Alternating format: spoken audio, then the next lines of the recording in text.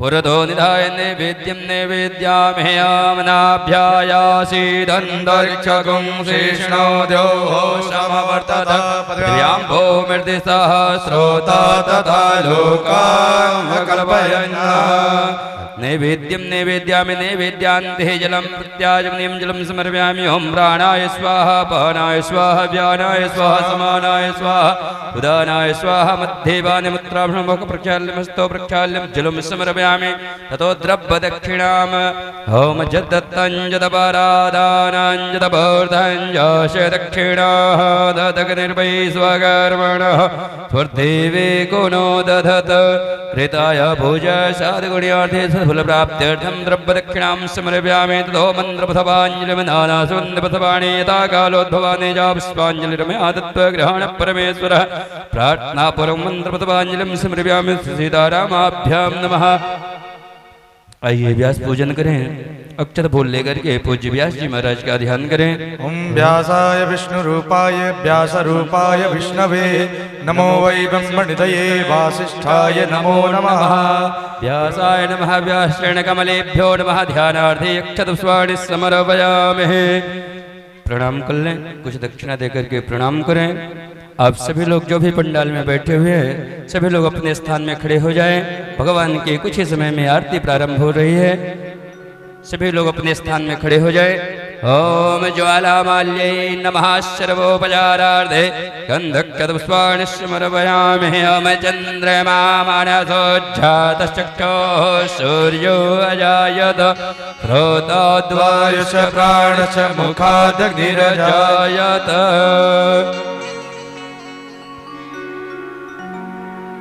आरती श्री रामायण जी की कीर्ति कलित ललित सिंह के। आरती श्री रामायण जी की कीर्ति कलित ललित सिंह के। आरती श्री रामायण जी की कीर्ति कलित ललित सिंह की। गावत ब्रह्मादिक मुनि नारद वाल्मीकि विज्ञान विशारद सुख सनकादि शेष सारद।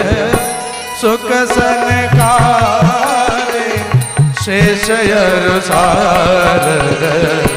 भरनी पवन सुत कीर्ति की कीर्ति कलित ललित से के।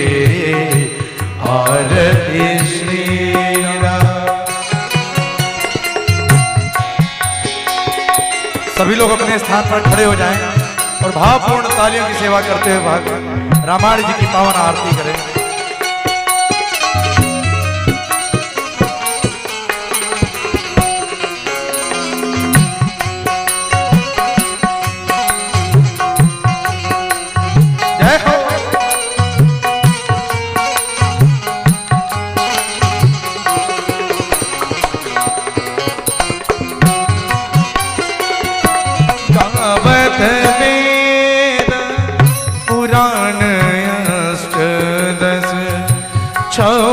शास्त्र सब ग्रंथन को रस मुनि जन धन संतन को सरबस।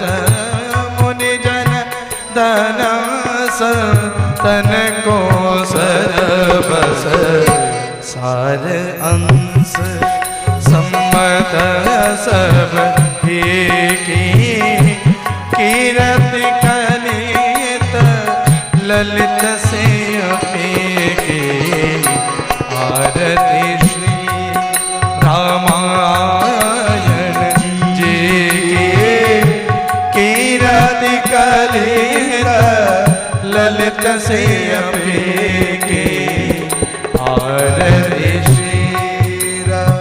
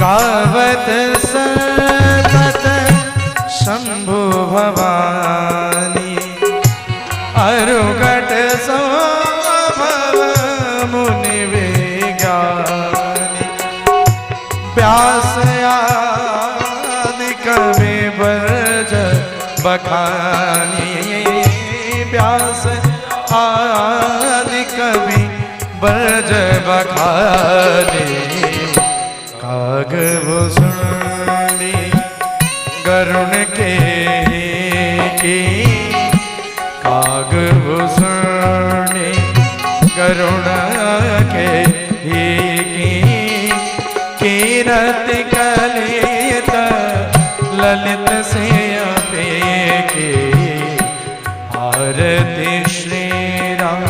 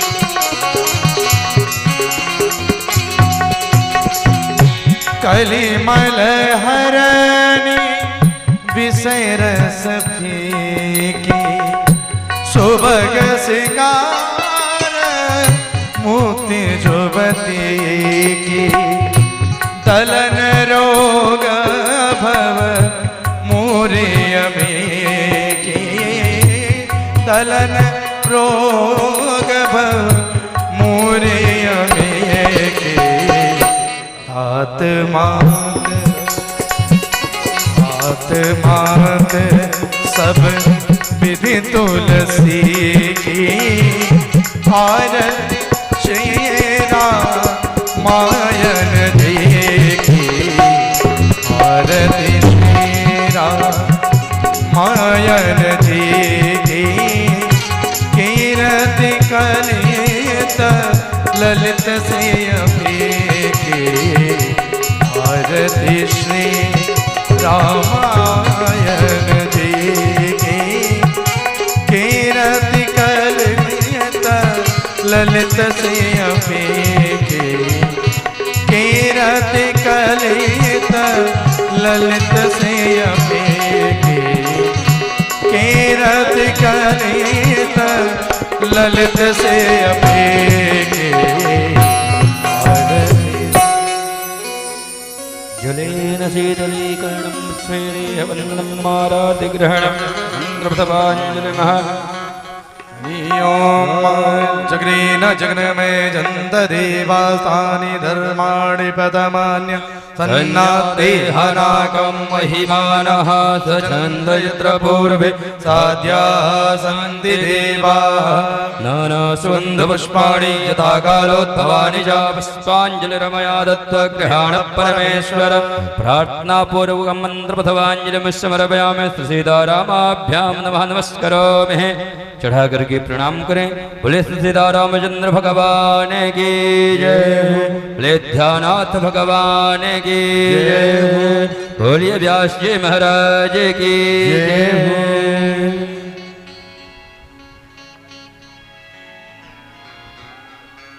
ग्रामवासी क्षेत्रवासी को माता एवं बहनों भाइयों बंधुओं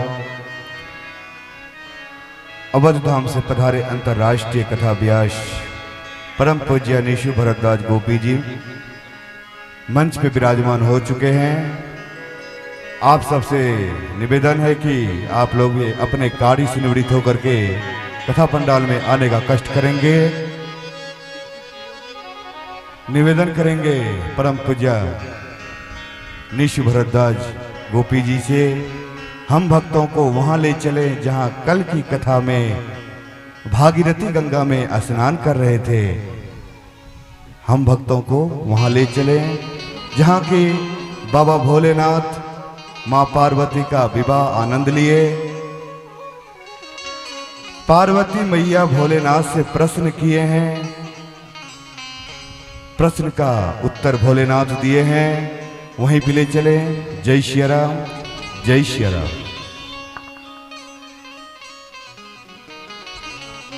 जय सिया राम, जय जय सिया राम, जय जय सिया राम, जय जय सिया राम। श्री राम जय जय सिया राम, जय जय सिया राम, जय जय सिया राम। श्री राम जय जय सिया राम, जय जय सिया राम, जय जय सिया राम। श्री राम जय जय सिया राम।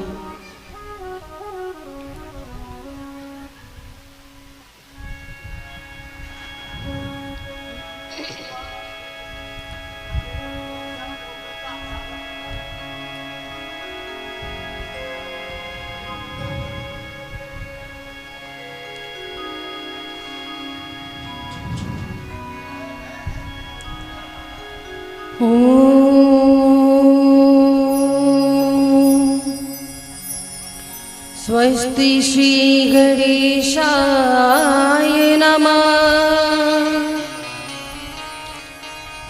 श्री गुरुवे नमः।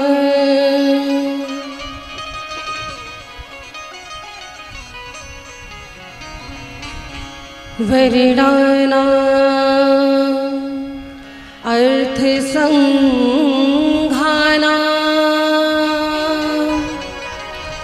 रसानां छंद सामपि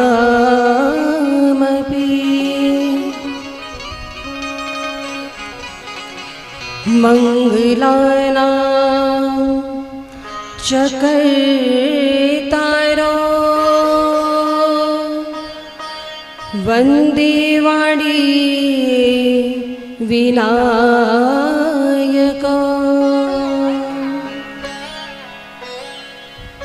भवानी शंकरो वंदे श्रद्धा विश्वास रूपिणो याभ्यां विना न पश्यन्ति सिद्धा स्वान्तस्थमीश्वरम्।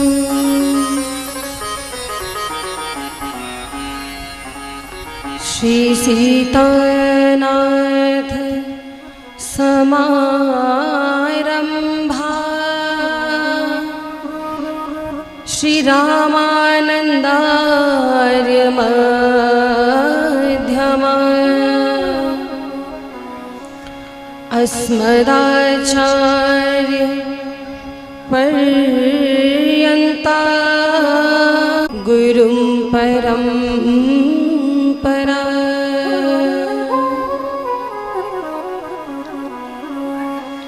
धिया ज्ञेयं सदा परिभवग्नं भीष्टदोहम् तीर्थास्पदं शिवविरिञ्चनुतं शरण्यं भृत्यार्तिहं प्रणतपालभवाब्धिपोतं वन्दे महापुरुष ते चरणारविन्दम्।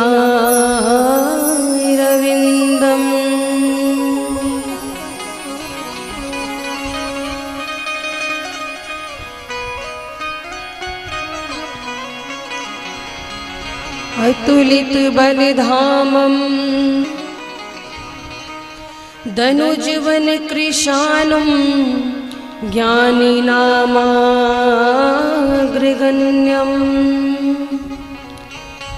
सकलगुणनिधानं वानराणामधीशं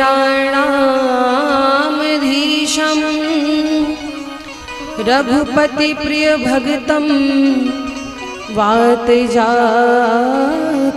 नमामि।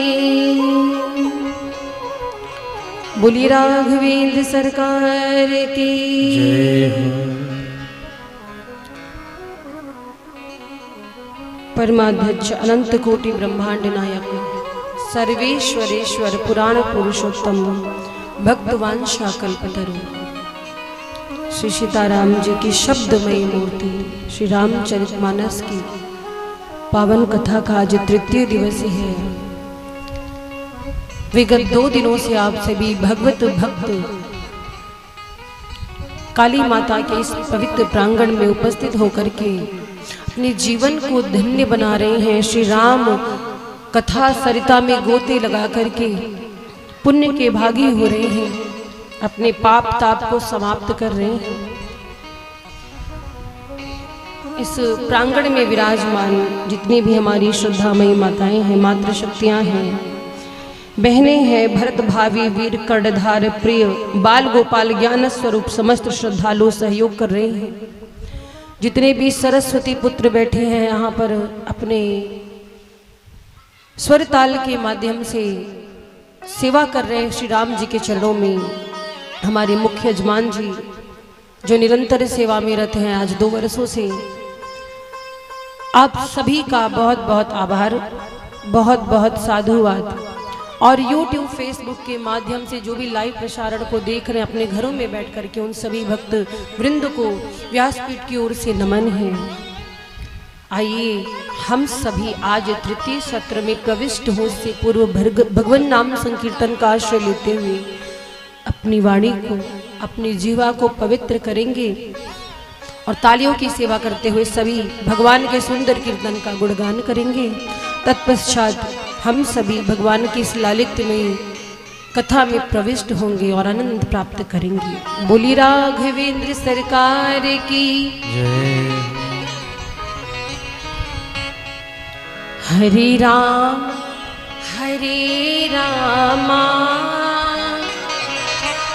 राम राम हरे हरे, हरे कृष्ण कृष्ण कृष्ण हरे हरे। बोलो हरे राम राम राम हरे हरे, हरे कृष्ण कृष्ण कृष्ण हरे हरे। दोनों हाथों को उठा करके तालियों की सेवा करते हुए भाव के साथ हरि बोल।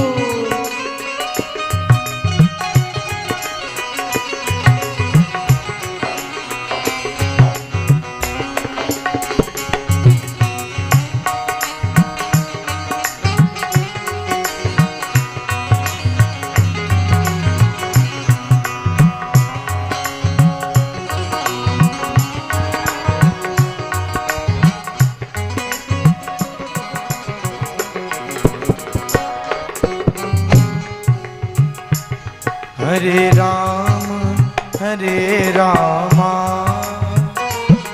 राम राम हरे हरे, हरे कृष्ण कृष्ण कृष्ण हरे हरे, हरे राम राम राम हरे हरे, हरे कृष्ण कृष्ण कृष्ण हरे हरे।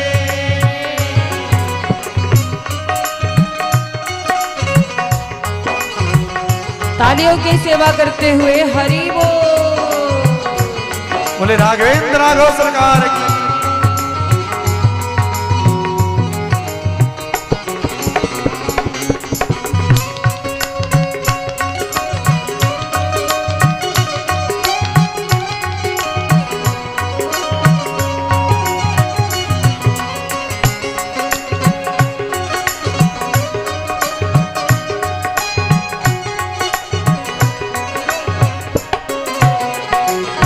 हरे राम राम राम हरे हरे, हरे कृष्ण कृष्ण कृष्ण हरे हरे, हरे राम राम राम हरे हरे, हरे कृष्ण कृष्ण कृष्ण हरे हरे, हरे राम राम राम हरे हरे, हरे कृष्ण कृष्ण कृष्ण हरे हरे, हरे राम राम राम हरे हरे, हरे कृष्ण राम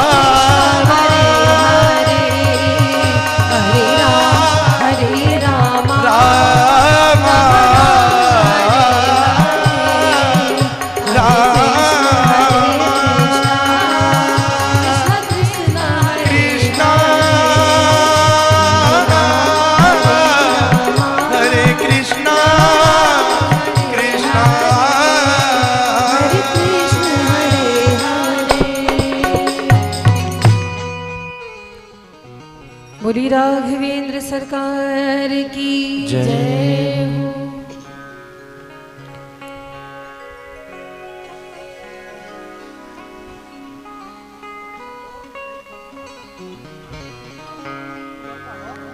आप सभी भक्तों को एक सूचना देनी है यहाँ से व्यासपीठ से। कथा का समय आज जो है यही रहेगा प्रतिदिन, क्योंकि पहले दिन व्यवस्थाएं अधिक थी तो एक दो दिन विलम्ब हुए, लेकिन कुछ भक्त बहुत दूर से भी आते हैं। अगर अधिक रात्रि हम कर देंगे, समय अधिक हो जाएगा, तो जो भक्त दूर से आते हैं उनको जाने में समस्या होगी। तो आप लोगों से हम थोड़ी सी अपनी बात को साझा कर रहे हैं, अपनी सहमति बताइएगा, सहमति है या नहीं। कथा का समय कुछ भक्त कहते हैं कि बढ़ा दीजिए।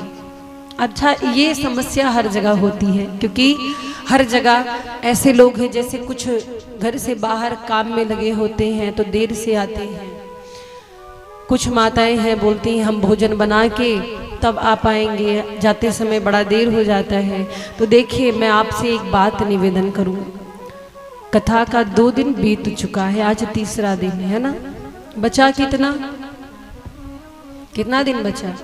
6 दिन। कौन बोला 5?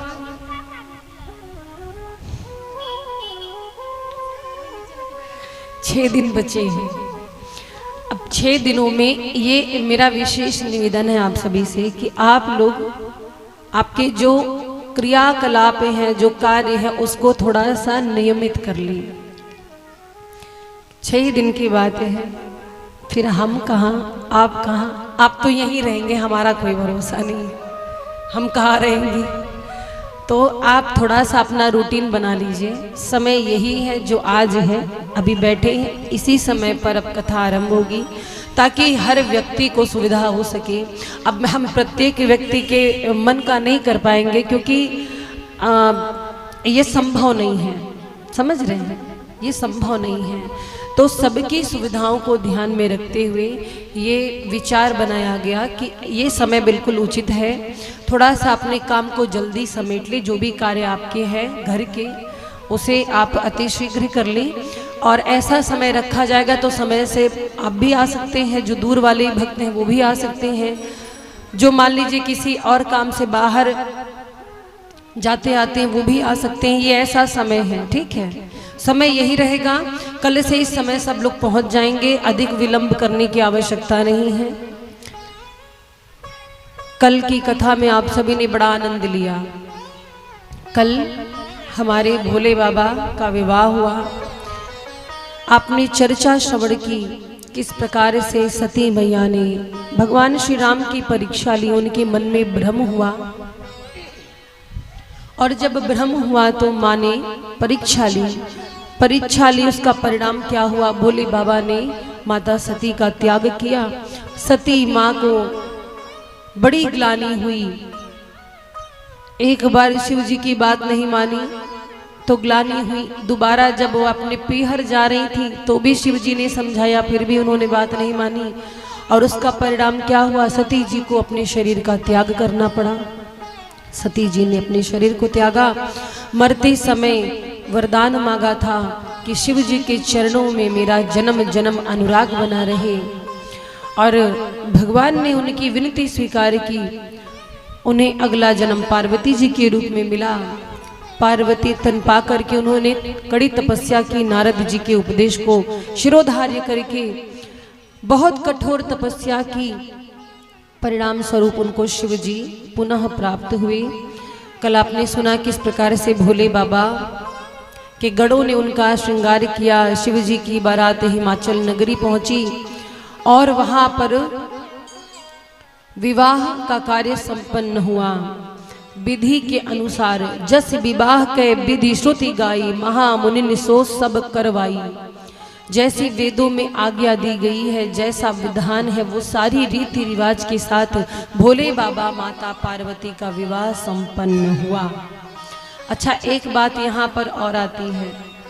जब भोले बाबा और माता पार्वती का विवाह हो रहा था उस समय गणेश जी का पूजन हुआ। गणेश जी का पूजन हुआ तो यहाँ पर एक शंका आती है भक्तों के मन में। तो गणेश जी तो शिव और पार्वती जी के पुत्र हैं, तो अपने माता पिता के विवाह में गणेश जी कहाँ से थे? आता है प्रश्न ये मन में कि शिव जी के विवाह में उनका पुत्र कैसे हो सकता है? तो महाराज यहाँ पर बिल्कुल शंका नहीं करनी चाहिए। गोस्वामी जी कहते हैं कि को सुनी संशय करे जनी, सुर अनादि जी जानी। माने कि गणेश जी जो हैं शिव और पार्वती जी के यहाँ पुत्र बन के आए, यानी उनका अवतार हुआ। वैसे तो जिन गणपति जी की पूजा हुई वो अनादि देवता हैं, आज के नहीं हैं, अनादि काल से हैं गणेश जी। और शिव जी के पार्वती मैया के पुत्र रूप में गणेश जी का अवतार हुआ था। तो शिव पार्वती जी के विवाह में गणेश जी की पूजा हुई थी, जो विघ्नहर्ता है, मंगल करता है। इसलिए कोई शंका न करे। गोस्वामी जी यहाँ सावधान करते हैं कि इस बात की शंका मन में ना लाएं। माँ भवानी का विवाह हुआ भोलेनाथ के साथ। विदाई का समय आया, मैना मैया हृदय से लगा करके पार्वती जी को रोती हैं और विदा करती हैं। बहुत दहेज दिया हिमाचल राज ने अपनी पुत्री पार्वती जी को। उनकी आवश्यकता की हर सामग्री प्रदान की। भाई राजकुमारी हैं, पिता ने गले से लगाया बेटी को। इधर मैया मैना के आंखों से नीर बह रहा है। मैना मैया ने अपनी पुत्री यानी पार्वती जी से एक ही निवेदन किया कि बेटी जा तो रही हो पर मेरी एक सीख मानना। क्या कहती हैं? करे हूँ सदा शंकर पद पूजा, नारी धर्म पति देव न दूजा। कितनी सुंदर शिक्षा दी है। एक बात मैं बोलूं आप सभी को, बेटी का जब विवाह हो, बेटी की विदाई होने लगे, ठीक है आपको भगवान ने दिया है, आपकी इच्छा है, धन दौलत जो भी आप देना चाहते हो, दहेज, उसकी सुख सुविधाओं की वस्तुएं आप जरूर दो, मैं मना नहीं कर रही, आपका भाव है, आपके पास है, परमात्मा ने आपको दिया है, उस योग्य बनाया है तो आप बिल्कुल दे सकते हैं। लेकिन एक चीज देना कभी भूलना मत, दहेज देना मत देना, सुविधाओं की सामग्री देना मत देना, गहना आभूषण देना मत देना, लेकिन सबसे मुख्य चीज जो मैं आज आपको बता रही हूँ, अपनी बेटी को जरूर देना। कौन सी चीज है? बेटी जब ससुराल जाने लगे तो उसको शिक्षा जरूर देना कि बेटी ससुराल में तुम्हें रहना कैसे है। अगर आप चाहते हैं कि बेटी का घर, बेटी की गृहस्थी सदैव आनंददायक रहे, तो उस बेटी को रामचरितमानस की एक पुस्तक जरूर दीजिएगा और कहिएगा कि बेटा समय निकाल कर इसे पढ़ना जरूर। क्यों? क्योंकि अगर किसी को लगे कि धन दौलत से सुख आता है तो महाराज धन दौलत से सुख नहीं आता है। बहुत धन दौलत होने के बाद भी लोग परेशान रहते हैं। सब कुछ अर्थ नहीं होता है, व्यवहार, वाणी, संस्कार बहुत बड़ी चीज होती है। बेटी में गुण है, अच्छी बातें हैं। आजकल तो शादी विवाह में सबसे पहले पूछा जाता है, जब लड़की देखने जाते हैं तो क्या पूछते हैं? ससुराल के लोग आते हैं तो पूछते हैं बेटा तुम्हें सिलाई कढ़ाई आता है? हाँ आता है। भोजन बनाना आता है? आता है। पढ़ी लिखी हो? कहीं कहीं तो अखबार पढ़वा कर दिखवाते हैं, देखो भैया पढ़ी लिखी है, कैसे झूठ बोल रही है, थोड़ा पेपर पढ़ के सुनाओ, कुछ पढ़ के सुनाओ। ऐसे एक बार की बात मैं बताऊं आपको, एक बेटी का रिश्ता देखने के लिए आए कुछ लोग। अब लड़की पढ़ी लिखी थी, सुशील थी, तो घर में पिता उसके नहीं थे, भाई थे, भाई ही शादी करा रहे थे और भाई बहुत मेहनत करते थे। तो बहन ने अपने भाई से पूछा कोई आ रहा है आज? बोले हाँ आज तुमको देखने वाले आ रहे हैं, और उनके जवाब, उनके प्रश्न का उत्तर बड़े शांति से देना, सही सही बोलना, कोई बात नहीं, आराम से, घबराना नहीं। बहन बोली ठीक है। अब बेचारी को तैयार कराया गया, भाभी लोग तैयार करके लेके आई, ससुराल वाले आए। अब ससुराल वाले कितने लोग थे? ननद, उनकी ननद थी, सास थी, जिठानी थी, एक दो और अगल बगल की बुआ जी थी, सब आई देखने के लिए। अब लगी प्रश्नों की झड़ी, क्या क्या आता है तुमको? वो बोली सब आता है। नहीं नहीं, सब में क्या क्या? भोजन बना लेती हो? बोली जी भोजन बना लेते।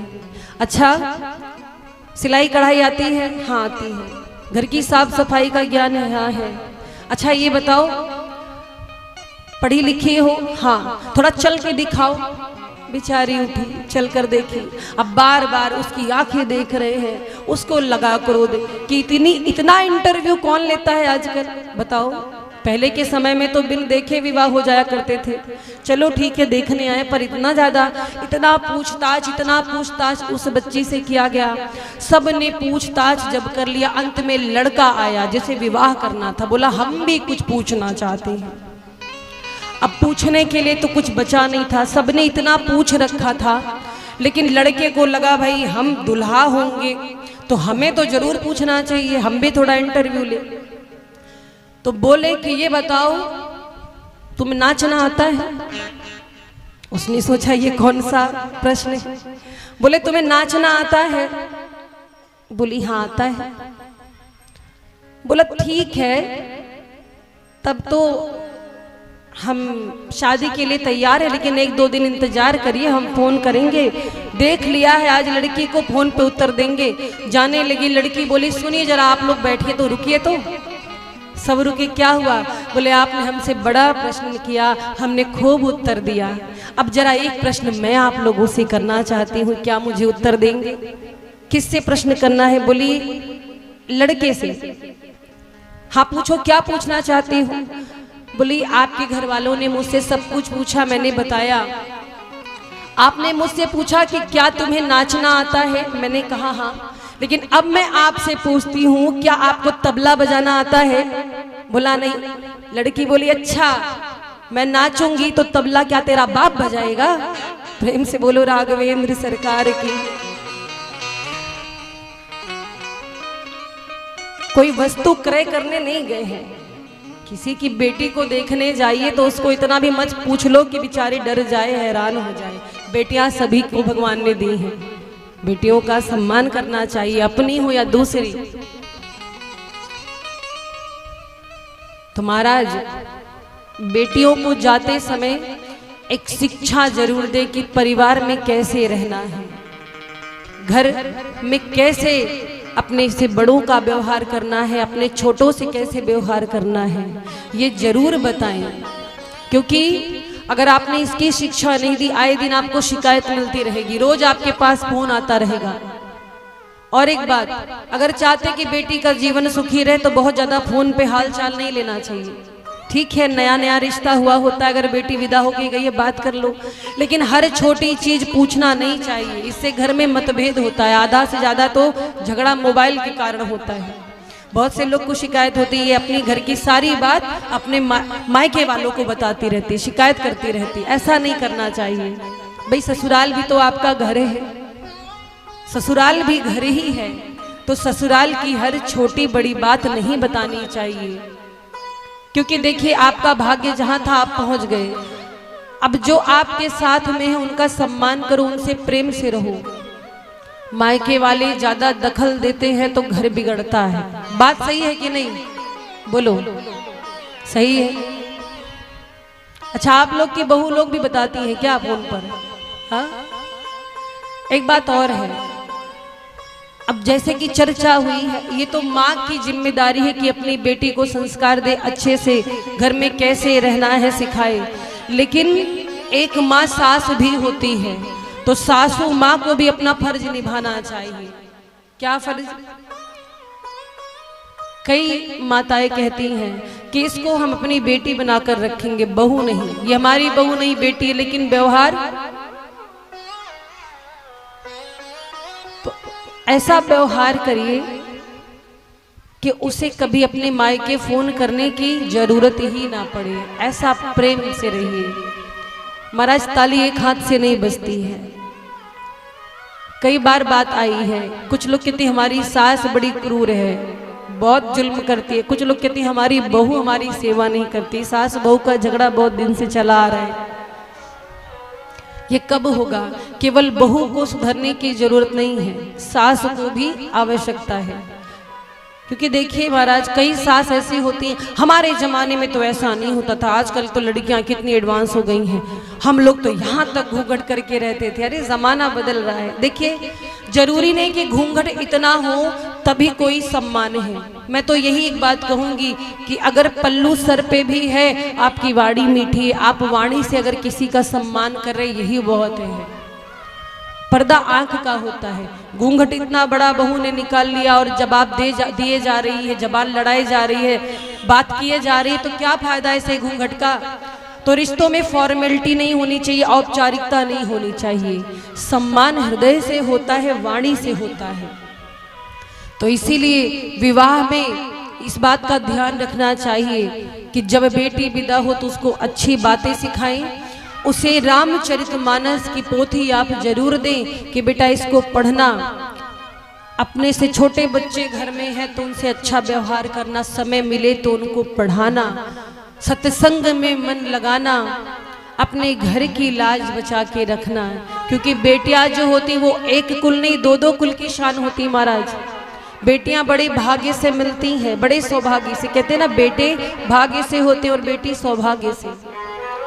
एक बेटी का विवाह हो गया, अपने पिता के घर गई, तो अपने ससुराल गई तो पिताजी से पूछती है कि पिताजी, जब तक मैं थी आपकी बड़ी चिंता करती थी, अब मैं नहीं हूं तो कौन चिंता करता है। क्योंकि देखो बेटी का जीवन ऐसा होता है ना, मायके में रहती है फिर भी अपने माता पिता से प्रेम करती है, और जब ससुराल जाती है तो भी उसे चिंता लगी रहती है कि मेरी माँ ने कुछ खाया होगा या नहीं, मेरे पिताजी का स्वास्थ्य कैसे होगा।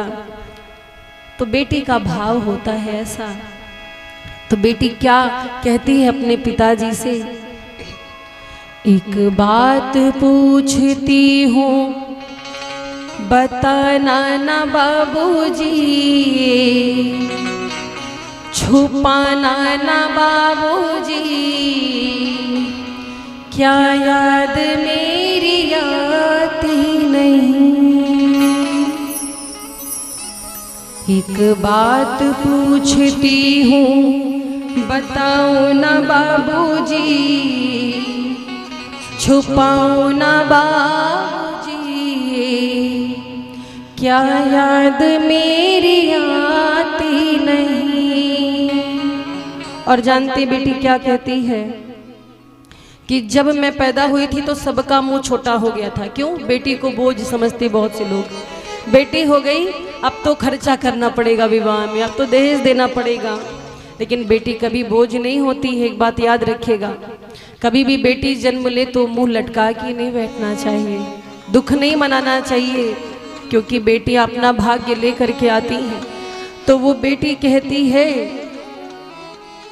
कि जब मेरा जन्म हुआ तब सबका मुंह घर में बन गया था, लेकिन मेरे पापा जो थे वो खुश थे, ये बात मुझे माँ ने बताई थी। तो बेटी कहती क्या, पैदा हुई घर में मेरे मातम सा छाया था, पापा तेरे खुश थे मुझे माँ ने बताया था, ले ले के मेरा नाम प्यार जताते भी मुझे थे, आते थे कहीं से तो बुलाते भी मुझे थे, मैं हूँ नहीं तो किसको बुलाते हो बाबूजी, बताओ ना बाबूजी, क्या याद मेरी आती नहीं। एक बात पूछती हूँ बताओ ना बाबूजी, छुपाओ ना बाबूजी, क्या याद मेरी आती नहीं। देखो बेटा, एक बात है, बेटी के साथ कैसे विडंबना है। जब तक मायके में रहती है, मान लो कोई गलती हो जाती है तो घर वाले कहते हैं अरे कुछ मत बोलो, इसे दूसरे के घर जाना, ये तो पराया धन है, कहते हैं ना, पराया धन है, इसे दूसरे के घर जाना है। और जब ससुराल जाती है कोई गलती मान लो हो जाए तो कहते हैं पराई घर से आती है, ये तो पराई घर की है। बेटी को कभी कोई अपना मानता ही नहीं है, ये विडंबना है और ये सत्य है। मायके में है तो पराया धन है और ससुराल में है तो पराए घर से आई है। क्या बेटी का कोई घर ही नहीं है? अरे जीवन में सबसे ज्यादा त्याग जो करता है उसकी कोई पहचान ही नहीं होती महाराज, यही हाल है। तो बेटी पूछती है अपने पिता से कि ये कैसी परंपरा है, कैसी परंपरा है, ये कैसा विधान है,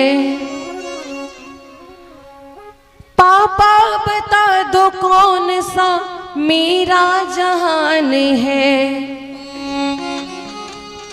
आधा यहाँ आधा वहाँ जीवन है अधूरा, पीहर मेरा पूरा है ना ससुराल है पूरा, क्या आपका भी प्यार अधूरा है बाबूजी, बताना ना बाबूजी, क्या याद मेरी आती नहीं।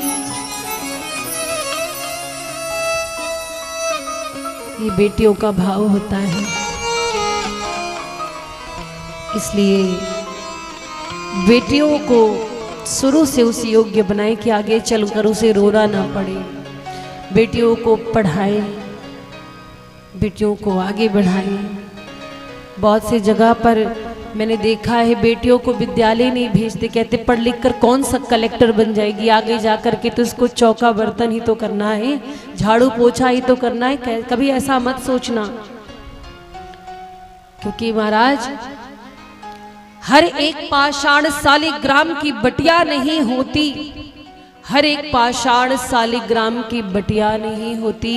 हमारी जिंदगानी में कभी कुटिया नहीं होती, और कभी भी गर्भ में कन्या पे चाकू मत चलाना तुम, क्योंकि वो घर घर नहीं होता जहां बिटिया नहीं होती, वो घर घर नहीं होता जहां बिटिया नहीं होती। इसलिए बेटियों का सम्मान करें, बेटा बेटी में कोई अंतर नहीं है। बेटियों को अच्छी शिक्षा दे, उस योग्य बनाए कि आपको दहेज देने की जरूरत ही ना पड़े, उनके भाग्य के बारे में सोचने की जरूरत ही ना पड़े। अपने पैरों पर बेटियां खड़ी हों। आज के समाज में देखिए, हमारे भारत देश में बेटियां क्या नहीं कर रही हैं, बताइए। बेटियां किसी मामले में पीछे हैं? बेटियां एरोप्लेन उड़ा रही हैं, चांद पर जा रही हैं, हर क्षेत्र में रिकॉर्ड बनाया है, चाहे वो खेल हो, चाहे पढ़ाई का हो। तो महाराज बेटियों को कभी हेय दृष्टि से नहीं देखना चाहिए, और बेटियों को अच्छे संस्कार दे, अच्छा ज्ञान दे, उनमें अच्छा गुण दे, ताकि वो जीवन में कभी किसी पर आश्रित ना रहे। उन्हें अपनी सास ससुर का आदर करना सिखाएं, ये आपका कर्तव्य है। आप उन्हें शुरू से बताएंगे तभी वो करेंगे। तो महाराज माता मैना ने पार्वती जी को विदा करते समय एक ही बात कही कि करे हूं सदा शंकर पद पूजा। सदा शिव जी के चरणों की दासी बनकर के रहना, यही नारियों का धर्म है। अपने पति की सेवा करे, इससे बढ़कर के कोई दूसरा धर्म नहीं है। ये बात कही है मैना मैया ने, शिक्षा दी, इसके बाद विदा किया है। आज भोले बाबा के साथ माँ भवानी चल पड़ी कैलाश की ओर। कैलाश पर्वत पे आई, कुछ दिन बड़े प्रेम से साथ में रहे भोले बाबा, और उसके बाद तारकासुर का वध करने वाले कार्तिकेय जी का प्रागट्य हुआ। बोलिए कार्तिकेय भगवान की जय। कार्तिकेय जी कैसे 6 मुख वाले हैं। स्वामी कार्तिक जी का जन्म हुआ, बड़े हुए, और इन्होंने तारकासुर को मार करके सभी देवताओं को निर्भय किया है, सभी के कष्ट दूर किए। और महाराज आगे चल करके गोस्वामी जी एक बड़ी सुंदर बात कहते हैं। क्या? एक दिन की बात है, भोले बाबा बैठे हुए थे। भोले बाबा बिल्कुल शांत मुद्रा में बैठे हुए थे और ऐसे सुशोभित हो रहे थे मानो शांत रस ही स्वयं शरीर धारण करके बैठा हो। एकदम शांत मुद्रा में, बड़ी प्रसन्न मुद्रा में कामदेव के शत्रु भगवान भोलेनाथ बैठे थे आसन पर। पार्वती मैया ने देखा कि आज भोले बाबा बड़े गदगद हैं, आज अपने मन की बात भोले बाबा से कही। क्या हुआ? भोले बाबा कैसे बैठे हैं? बैठे सोह कामरी पुकैसे, बैठे सोह कामरी पुकैसे, धरी शरीरो शांत रस जैसे, धरी शरीरो शांत रस जैसे,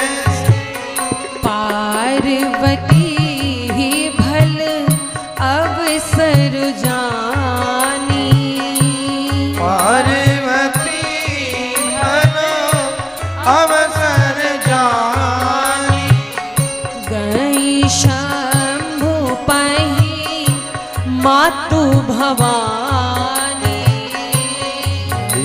शंभु करि नमः दरु अति कीन्हा जानी प्रिया दरअत केना बाम भाग सन हर दीन्हा बाम भाग सन हर दीना बाम भाग सन हर दीन्हा बाम भाग सन हर दीना। आहा, कितनी सुंदर बात यहाँ पर गोस्वामी जी लिखते हैं। भगवान भोलेनाथ बिल्कुल शांत मुद्रा में, प्रसन्न चित्त मुद्रा में बैठे हुए हैं। उनकी प्रसन्नता अंदर से है, बाहर से नहीं। अंदर से शांत होकर बैठे हैं, मंद मंद मुस्कान है। माँ पार्वती जी आई भोले बाबा के पास, देखा भोले बाबा बिल्कुल शांत हैं। तो आज पार्वती मैया ने जब भोले बाबा के पास आकर के उन्हें देख करके प्रणाम किया तो क्या हुआ, आज भोले बाबा ने उनका बहुत आदर किया। देखिए यहाँ पर एक बात लिखी है, जानी प्रिया आदर अति कीन्हा। अति मतलब होता है बहुत। अगर कोई चीज आवश्यकता से अधिक हो तो उसको अति कहते हैं। जैसे बरसात होती है, लेकिन अब इतनी बरसात होने लगी, इतनी बरसात लगी, अब सब डूब जाएगा तो बोलेंगे ये अति हो रही है ना। तो अति मतलब बहुत ज्यादा। गोस्वामी जी लिखते हैं कि जब पार्वती माता आई भोले बाबा के पास तो उन्हें भोले बाबा ने आदर दिया, उनका आदर किया, सम्मान दिया। और थोड़ा आदर नहीं किया, बहुत आदर किया। अच्छा, आदर कौन किसका करता है बताओ, मालूम है? आदर कौन किसका करता है? छोटा जो होता है वो अपने से बड़े का आदर करता है। बड़े छोटे का आदर नहीं करते, स्नेह करते हैं, प्रेम करते, स्नेह करते। लेकिन आदर तो नियम ये है कि छोटा अपने से बड़े का करता है। तो भोले बाबा तो महादेव हैं, पति हैं। तो एक पति आज अपनी पत्नी का इतना आदर कर रहा है, कारण क्या है? पत्नी पति का आदर करती है, पति तो स्नेह करता है। तो आज भोले बाबा ने बहुत आदर किया माँ भवानी का। और ये जो आदर शब्द है ये और एक स्थान पे आया है। कब? जब विश्वामित्र जी राम जी और लक्ष्मण जी को मांगने के लिए आए थे। तो यहाँ पर भी गोस्वामी जी लिखते हैं कि अति आदर दो तनय बुलाए। दशरथ जी ने अपने बेटों को अति आदर, दो तनय यानी अपने दोनों बेटों को बड़ी आदर के साथ बुलाया। अब देखो यहाँ उल्टा हो रहा है, भोले बाबा अपनी पत्नी का आदर कर रहे हैं, पिता अपने पुत्र का आदर कर रहा है। कारण क्या है? कुछ तो बात होगी। क्या बड़ा छोटे का आदर कर सकता है? बिल्कुल कर सकता है, लेकिन कब? ध्यान से समझिएगा। बड़ा छोटे से स्नेह करता है, लेकिन एक स्थान पर आदर भी कर सकता है। कब? जब बड़े को ये पता है कि जो हमसे छोटा है वो समाज के लिए, देश के लिए, संसार के लिए कोई बड़ा कार्य करने जा रहा है, कोई हित करने जा रहा है, कोई महान काम करने जा रहा है या करके आ रहा है। तो ऐसे में बड़ा भी छोटे का आदर कर सकता है, इसमें कोई बुराई नहीं है। तो चक्रवर्ती जी ने राम जी लक्ष्मण जी का आदर इसलिए किया था क्योंकि उनको मालूम था कि ये जाएंगे, राक्षसों का वध करेंगे, मुनियों के यज्ञ की रक्षा करेंगे। कोई छोटा मोटा काम करके नहीं आएंगे मेरे बालक, बड़ा काम करके आएंगे, इसलिए आदर किया। आज भोले बाबा ने मैया का आदर क्यों किया? क्योंकि भोले बाबा भी जानते हैं कि आज भवानी जी हमसे ऐसा प्रश्न पूछेंगी जो प्रश्न जगत के कल्याण के लिए होगा।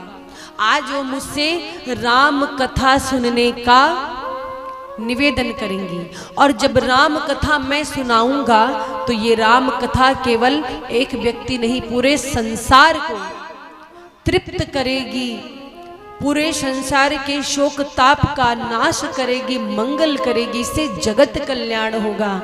और इसीलिए आज भोले बाबा ने माँ भवानी का आदर किया, जानी प्रिया आदर अति कीन्हा।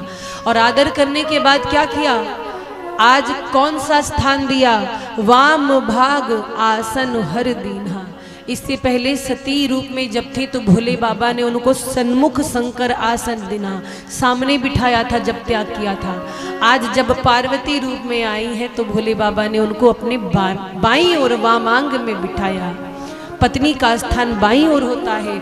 आज जब माँ भवानी बाईं ओर बैठी भोले बाबा के बगल में, माँ का हृदय गदगद हो गया, आंखों में आंसू आ गए, आंसू आ गए और कहती हैं स्वामी मुझे क्षमा करिएगा, जो भूल मैंने पहले की थी अब मैं वो भूल दोहराना नहीं चाहती। क्या हुआ था, देखिए जब सती रूप में थी तब माँ के मन में शंका हुई थी, भ्रम हुआ था, पर आज पार्वती जी के रूप में है तो शंका नहीं, जिज्ञासा है। जिज्ञासा और शंका दोनों में अंतर होता है। जिज्ञासा अलग बात है, किसी के विषय में जानना, और किसी के विषय में जान करके भी उस पर विश्वास न करना, इसको कहते हैं शंका। तो आज माँ भवानी के मन में जिज्ञासा है और माँ भवानी भगवान भोलेनाथ से निवेदन करती हैं कि हे प्रभु मुझे क्षमा करिएगा, मैंने पहले जो किया उसके लिए बिल्कुल भी मन में आप विचार न रखिएगा। अब मैं आपसे अपनी जिज्ञासा कहती हूँ, राम जी के प्रति मेरे चरणों, मेरे मन में बड़ी श्रद्धा है राम जी के चरणों के प्रति, मैं उनकी भगत हो गई हूँ आपकी तरह। भोले बाबा बोले अच्छा हाँ, और अब मैं उनकी कथा सुनना चाहती हूँ और बड़े भाव के साथ सुनना चाहती हूँ। आप बिल्कुल ये मत सोचिएगा कि मैं पहले की तरह कोई कुभाव मन में रखी हुई हूँ, ऐसा कुछ नहीं है। मैं सच्चे हृदय से भाव से श्री राम जी की कथा विस्तार से सुनना चाहती हूँ। कथा जो सकल लोक हितकारी, कथा जो सकल लोक हितकारी, सोई पूछन चाह शैल कुमारी, सोई पूछन चाह शैल कुमारी, मंगल भवन अमंगल हारी, द्रवहु सुदस रथ जिर बिहारी, द्रवहु सुदस रथ जिर बिहारी।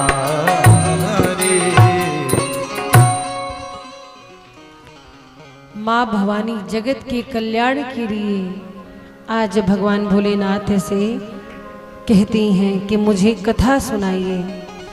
और देखिए राम जी की कथा में गोस्वामी जी ने अब जाकर के मंगलाचरण किया है, क्योंकि अब यहाँ से कथा आरंभ होने जा रही है। अभी तक मंगलाचरण नहीं किया, मंगल भवन अमंगलहारी, तो मंगलाचरण यहाँ पर जाकर किया। कब? जब भगवान भोलेनाथ कथा सुनाएंगे माँ को, राम जी की कथा। कहती हैं कि हे प्रभु आज मैं आपसे कथा सुनने के लिए निवेदन कर रही हूँ, मुझे कथा सुनाइए।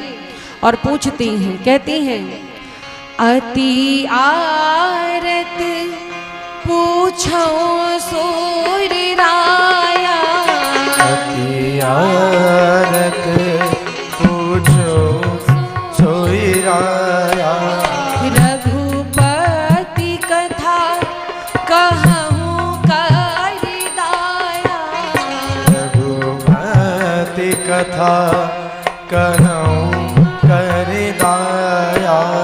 प्रथम सो कारण कहूँ बिचारी, प्रथम सो कारण कहूँ बिचारी। निर्गुण ब्रह्म सगुण वपुधारी, निर्गुण ब्रह्म सगुण वपुधारी। पुनि प्रभु कहूँ राम अवतारा, पुनि प्रभु कहूँ राम अवतारा। बाल चरित पुनि कहूँ दारा, बाल चरित पुनि कहूँ दारा। कहूँ कथा जानकी दीवानी, कहूँ कथा जानकी विवाह। राज तजा सो दूषण काहि, राज तजा सो राज तजा सो दूषण काहि। राज तजा सो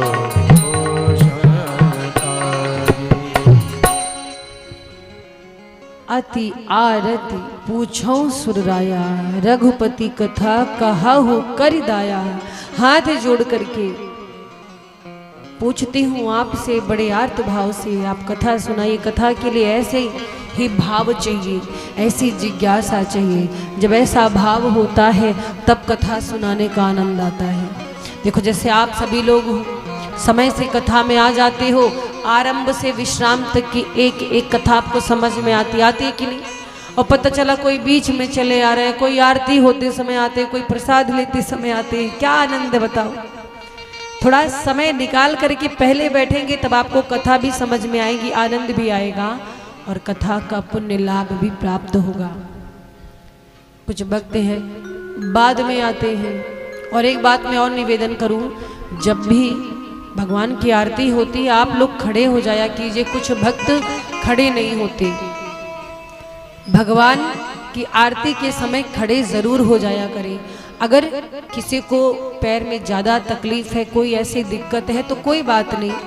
अगर कोई दिक्कत नहीं तो आप ज़रूर खड़े होया करें, क्योंकि आरती करते समय भगवान के प्रति आपका सम्मान का भाव होता है।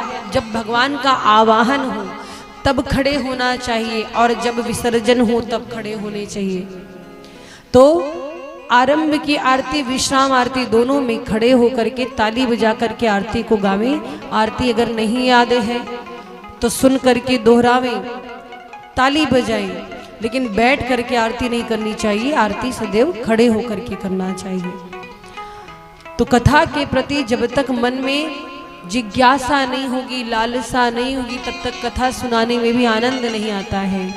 आज माँ भवानी को लालसा हुई है, जिज्ञासा हुई है, कहती है मैं आर्त भाव दीनता से पूछती हूँ, मुझे कथा सुनाइए और विस्तार से सुनाइए। ये नहीं कि जल्दी जल्दी सुना दिया, ऐसा नहीं है। प्रभु एक एक बात बताइएगा। अब कौन कौन सी बात कहती हैं?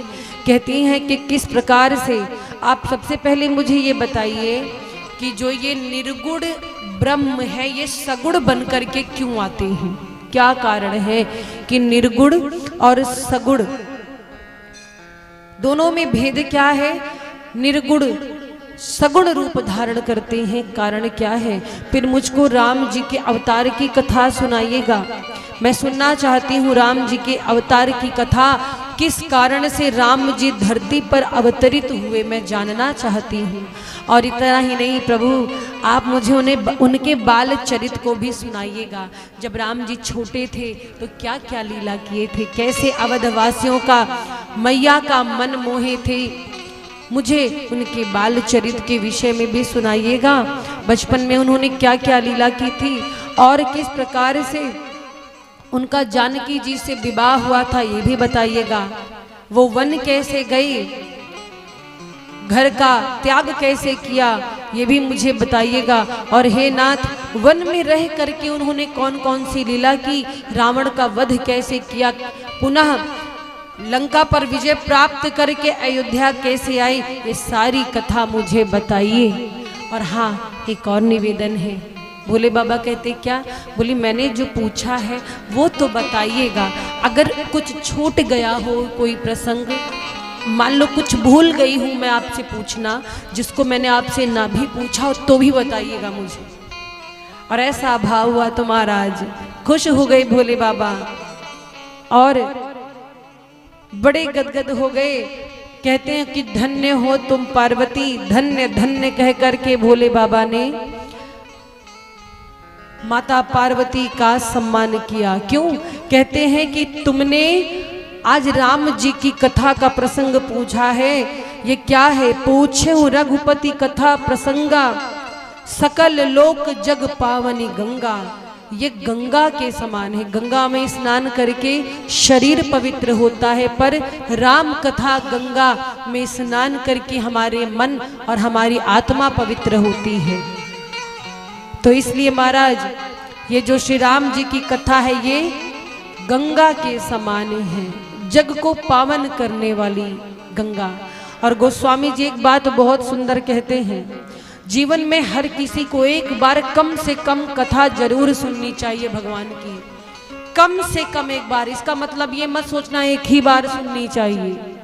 कम से कम एक बार, मतलब एक बार सुनो, जीवन में ये जरूरी है। अगर उससे अधिक अवसर मिलता है तो सुनो, लेकिन जिसने कभी नहीं सुनी उसे एक बार तो जरूर सुनना चाहिए। क्यों?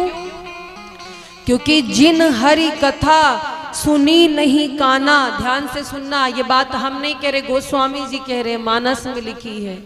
जिन हरि कथा सुनी नहीं काना, श्रवण रंद अहि भवन समाना।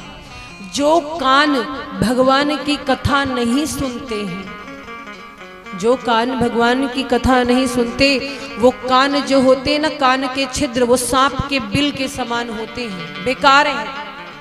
इसलिए भगवान की कथा जीवन में एक बार जरूर सुने, कम से कम। जब जब कथा का अवसर मिले आप जरूर जाएं। ऐसे अवसर को छोड़े नहीं, यह अवसर फिर नहीं मिलने का। सत्संग करो, सत्संग करो। क्योंकि महाराज पहले के समय में क्या था? पहले के समय में लोग लाखों करोड़ों वर्ष तक तपस्या करते थे। हमारे पास उतना जीवन है ही नहीं। 100 साल कलयुग में मनुष्यों की आयु 100 वर्ष निर्धारित की गई है। आजकल 100 साल जीता कौन है? कोई जीता है 100 साल? आजकल ऐसा भोजन हो गया है, इतना पॉल्यूशन हो गया है, ना वो प्राकृतिक आनंद रह गया। गाँव में तो फिर भी, ये शहरों में तो बिल्कुल नहीं है।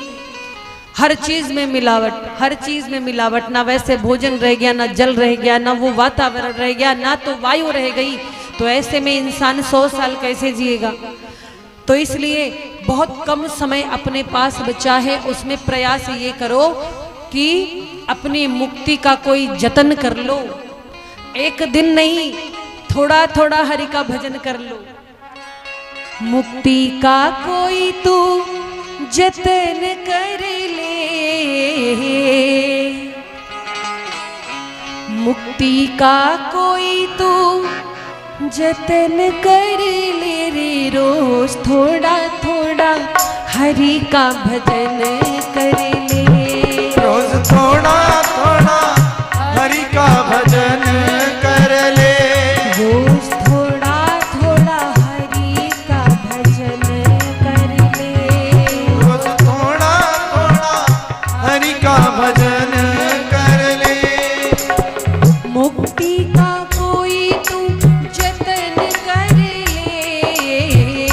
मुक्ति का कोई तो जतन कर ले, रोज थोड़ा थोड़ा हरि का। बड़े भाव से ताली की सेवा करते हुए गाया जाए। हरि का भजन कर ले, रोज थोड़ा थोड़ा हरि का भजन कर ले, रोज थोड़ा थोड़ा हरि का भजन कर ले। उठा करके हाथों को सीधे, बिल्कुल सीधे। और मुरालियों की सेवा करते हुए हरि बोल।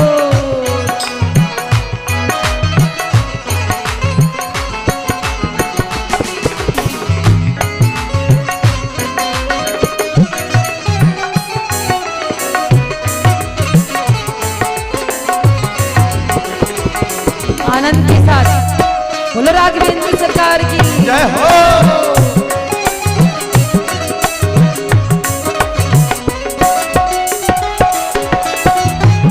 और भगवान का भजन करने से क्या होगा, भक्ति करने से क्या होगा? भक्ति करेगा तो बड़ा ही सुख पाएगा। भक्ति करेगा तो बड़ा ही सुख पाएगा। भक्ति से आत्मा का मैल छूट जाएगा। भक्ति से आत्मा का मैल छूट जाएगा। आत्मा के साथ साथ मन कर ले। आत्मा के साथ साथ मन कर ले।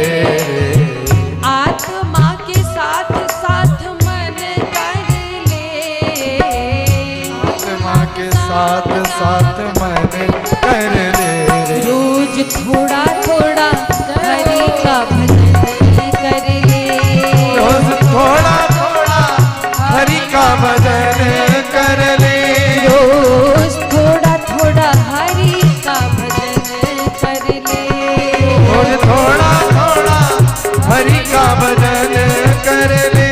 सागर के हाथों को जय हो।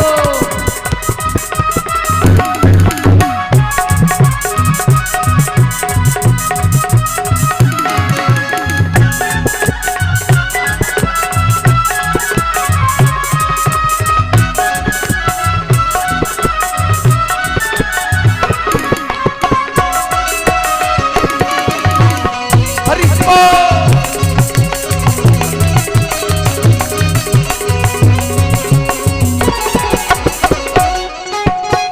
और संगत कर अच्छे लोगों की। संगत कर अच्छे लोगों की। दवा मिल जाएगी सभी रोगों की। दवा मिल जाएगी सभी रोगों की। संगत कर अच्छे लोगों की। संगत कर अच्छे लोगों की। दवा मिल जाएगी सभी रोगों की। दवा मिल जाएगी सभी रोगों की। जिंदगी को अपनी चमन कर ले। जिंदगी को अपनी चमन कर ले। रोज थोड़ा थोड़ा हरि का भजन कर ले। रोज थोड़ा थोड़ा हरि का भजन कर ले। रोज थोड़ा थोड़ा हरि का भजन कर ले। रोज थोड़ा थोड़ा हरि का भजन कर ले। रोज थोड़ा थोड़ा हरि का भजन कर ले। रोज थोड़ा थोड़ा हरि का भजन कर ले। रोज थोड़ा थोड़ा हरि का भजन कर ले। रोज थोड़ा थोड़ा हरि का भजन कर ले। रोज थोड़ा थोड़ा हरि का भजन कर ले। करोगे थोड़ा थोड़ा भजन, इकट्ठे तो होने वाला नहीं। ऐसे ही आनंद बना रहे जीवन में। दोनों हाथों को उठा करके बोलो राघवेंद्र सरकार की जय हो। बोलो काली माता की जय हो। तुम्हारा आज यही जीवन का आनंद है। अच्छा एक बात बताओ, सच्ची सच्ची बताना, यहाँ इस प्रांगण में बैठने के बाद थोड़ी देर के लिए सब कुछ भूल जाते हो कि नहीं? कितने लोग भूल जाते हैं? भूल जाते हैं ना? ये दरबार ही ऐसा है मेरे ठाकुर का, ये स्थान ही ऐसा है। किसी ने एक महात्मा जी से पूछा कि महात्मा जी ये बताइए, आप लोग तो कहते हो, प्रवचन करते हो भगवान कड़कड़ में है, भगवान कड़कड़ में हर जगह है, तो फिर दर्शन करने के लिए मंदिर में क्यों जाते हो? ये भी एक बात हुई। अगर भगवान कड़कड़ में है तो हम भगवान को मंदिर में क्यों ढूंढते हैं? मंदिर में जाने की क्या जरूरत है? उसका उत्तर है मेरे पास। भगवान कड़कड़ में है, ये बात सही है। देखिए, ये प्रश्न केवल एक भक्त का नहीं है, यही प्रश्न माँ भवानी ने भगवान भोलेनाथ से पूछा है, निर्गुण सगुण क्यों बनते हैं? तो परमात्मा तो कड़कड़ में है, पर मंदिर में सगुण रूप में, मूर्ति रूप में हम क्यों भगवान के दर्शन करने जाते हैं? एक बात बताओ, हवा जब चलती है तो हर जगह चलती है ना, सर्वत्र चलती है समान रूप से, चाहे धूप हो चाहे वृक्ष के नीचे, हवा तो हर जगह समान रूप से चलती है। अगर आप धूप में खड़े होके हवा का आनंद लेना चाहो तो उतना आनंद नहीं आएगा। क्यों? कड़ी धूप है, हवा भले ही आ रही है पर उतना आनंद नहीं आ रहा है। क्यों? क्योंकि धूप के नाते हवा का जो स्पर्श हमें मिल रहा है वो बिल्कुल गर्म है ना। अच्छा, वही हवा यदि हम कहीं वृक्ष के नीचे बैठ करके लेते हैं तो कैसा लगता है? कहते ठंडी हवा आ रही है। वो ठंडी हवा हमें सुख प्रदान करती है। तो हवा तो हर जगह है, पर वृक्ष के नीचे या किसी चीज की छाया में बैठकर हवा को लेंगे तो ज्यादा आनंद आएगा कि नहीं? बोलो। ऐसी भगवान तो हर जगह है, पर मंदिर एक ऐसी जगह होती, ऐसा स्थान होता है जहां पर सकारात्मक ऊर्जा होती। पता है क्यों? मंदिर में शंख निनाद होता है, घंटे बजाए जाते हैं। ये घंटे और शंख का जब निनाद होता है तो इससे जो ध्वनि निकलती है उससे सकारात्मक ऊर्जा हमारे आसपास प्रवाहित होती है, जो हमारे मन को एकाग्र करती है। आप कभी भी मंदिर जाइए, देखिए वहाँ थोड़ी देर बैठिए, आपको शांति मिलेगा। उसी जगह घर में आपके भगवान का मंदिर होगा। छोटा मोटा मंदिर सबके घर में होता है कि नहीं? एक छोटे से ही कमरे में भगवान की प्रतिमा सब रखते हैं, पूजा सेवा करते हैं, लेकिन वहाँ की पूजा बहुत जल्दी खत्म होती है। पर मंदिर में जाओ या फिर यहाँ पर आज इस पंडाल में आप बैठे हो, काली माता के प्रांगण में कथा सुन रहे हो, यहाँ 3 घंटे 4 घंटे बीत जाए तो भी आप हिलने वाले नहीं हो जब तक हम कहें ना कि विश्राम संकीर्तन की ओर जा रहे हैं। बात सही है कि गलत? सही है ना? तो महाराज यही है, आनंद हर जगह है पर आनंद हमें दिखाई नहीं देता है। दिखाई क्यों नहीं देता है? हम आनंद की खोज इधर उधर करते हैं, आनंद हमारे अंदर ही होता है। ये प्रकट कब होगा? जब हम मनोमंथन करेंगे। मैंने पहले भी निवेदन किया, आज भी निवेदन कर रही हूँ, भगवान की कथा मनोरंजन के लिए नहीं होती है, आत्मचिंतन का विषय है, मनोमंथन का विषय है। जीवन का एक प्रश्न, हम कौन हैं, क्या करने आए हैं, क्या उद्देश्य है हमारा, बस यही जानना है।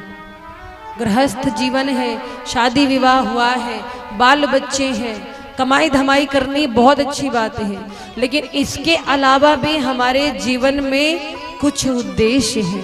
जिस परमात्मा ने हमको जीवन दिया है उस परमात्मा का धन्यवाद हमें करना होता है। आपको पता है हमारे ऊपर 3 प्रकार के ऋण होते हैं, मालूम है कि नहीं? 3 ऋण होते सबके ऊपर, मेरे ऊपर भी हैं, आपके ऊपर भी हैं। वो 3 ऋण कौन कौन से हैं?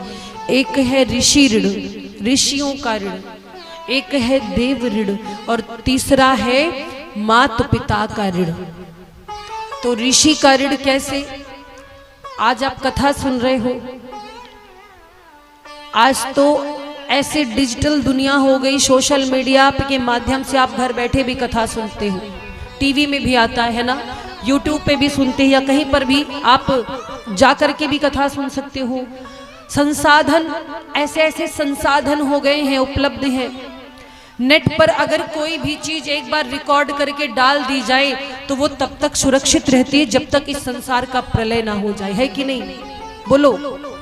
हम जो भी बोल रहे हैं रिकॉर्ड हो रहा है, अब ये यूट्यूब पे पड़ गया, आपका जब मन कहे उठाओ मोबाइल, चैनल को देखो, उसमें कथा मिल जाएगी, अपने आप को देखो कैसे ताली बजाए हो, भजन गायक हो कि नहीं गायक, बतिया रहे हो, सब दिखेगा उसमें। अच्छा, आज संसाधन है, लेकिन वो समय सोचिए, आदिकाल का समय जब इतना संसाधन नहीं था, इतनी सुविधाएं नहीं थी, ना तो कागज था ना कलम था। जरा विचार करिए हमारे पूर्वाचार्यों ने किस प्रकार से हम तक ये कथा पहुंचाई है। हमने कथा की रचना नहीं की, हम तो सुना रहे हैं, अपने गुरुजनों से सुने, वो आपको सुना रहे हैं ना, अपने श्रेष्ठ से सुनते हैं, जो भी हृदय में बात बैठती वो आप तक पहुंचाते हैं। उन्होंने भी किसी से सुना होगा, उसके पहले उन्होंने भी किसी से सुना होगा। तो विचार करो, वो काल जब ना कागज था ना कलम था, इतनी सुविधा नहीं थी, केवल गुरुमुखी विद्या होती थी। गुरु जी ने कहा और कंठस्थ हो जाए। सोचिए कैसा मस्तिष्क रहा होगा, हमारे पूर्वाचार्यों ने कितना पढ़ा होगा, कितना याद किया होगा, तब जाकर आज हम तक आप तक पहुंच रहा है। बात सही कि नहीं? आज पोथी हो गई है, आज प्रिंटिंग प्रेस वाले हो गए, आज लिखा जा रहा है, पढ़ा जा रहा है, पहले नहीं था। तो पहले तो बस मुख से सुनकर डायरेक्ट सुनाया जाता था, इसको कहते हैं गुरुमुखी विद्या। तो उन ऋषियों का हमारे ऊपर ऋण है कि नहीं है? उन ऋषियों ने इस कथा को हम तक पहुंचाया। तो ऋषियों का ऋण कैसे उतरे? इस ऋण से उऋण होने की कोई विधि है? हाँ है। जो भी कथा में आप सुन रहे हैं, 9 दिन की कथा में कोई भी एक अच्छी बात यदि आपने अपने जीवन में उतार ली, अपने अगल बगल पास पड़ोस घर द्वार में किसी को प्रेरित कर दिया कि ये चीज़ ऐसे नहीं करना चाहिए, कथा में बताया गया था, कोई भी एक बुराई त्याग करके यदि आपने अच्छाई को अपना लिया, तो समझिए कि आप ऋषि ऋण से उऋण हो गए। आप कथा कर सुन रहे हैं, इसकी चर्चा अपने घर में बच्चों से जरूर करो।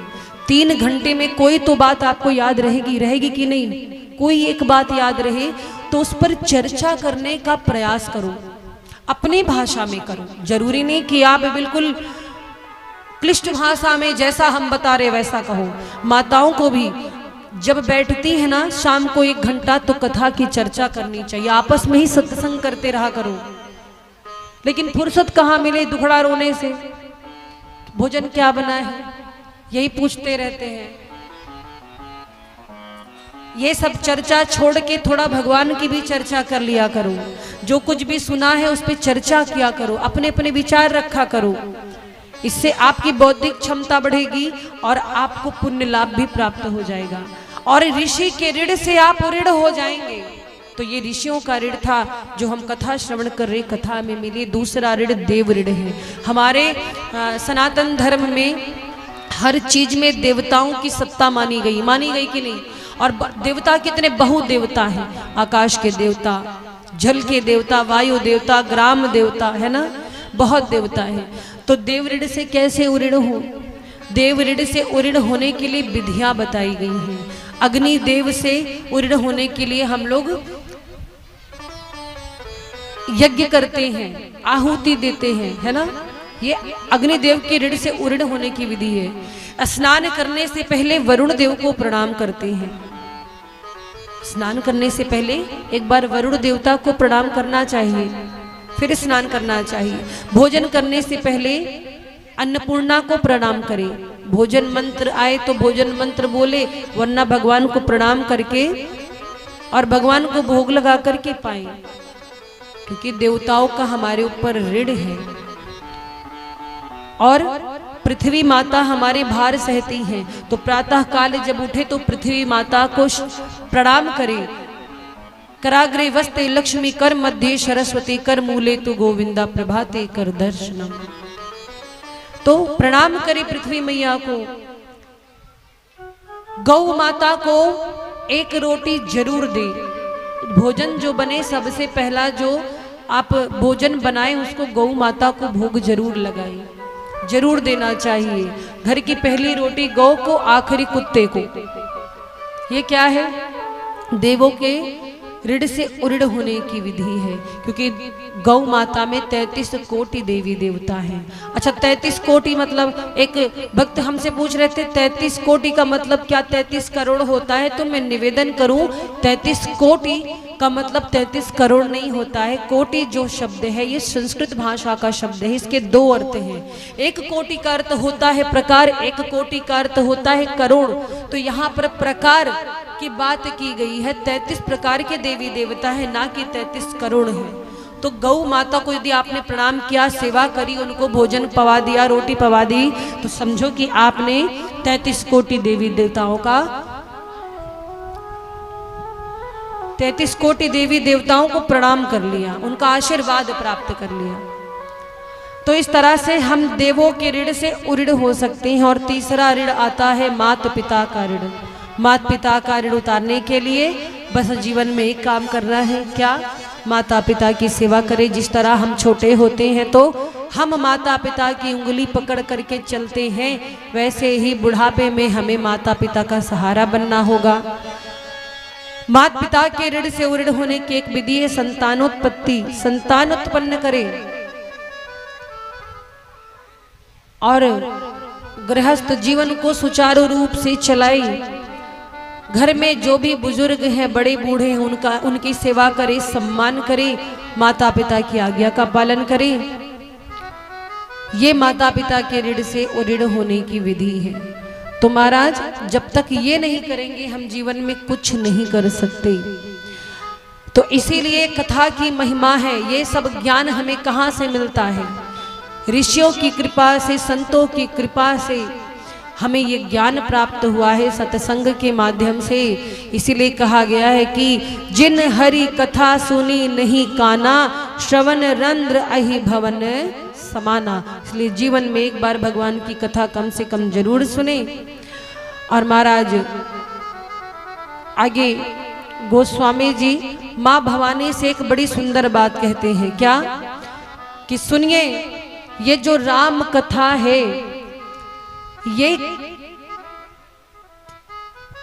कलयुग के कलुषित प्राणियों के कल्याण के लिए है और ताली के समान है। जैसे आप कभी विचार करो, आपके आंगन में या घर द्वार के अगल बगल पक्षी आकर बैठ जाएं, आप जोर से ताली बजाइए, देखिए पक्षी उड़ जाएंगे ना, उड़ जाएंगे।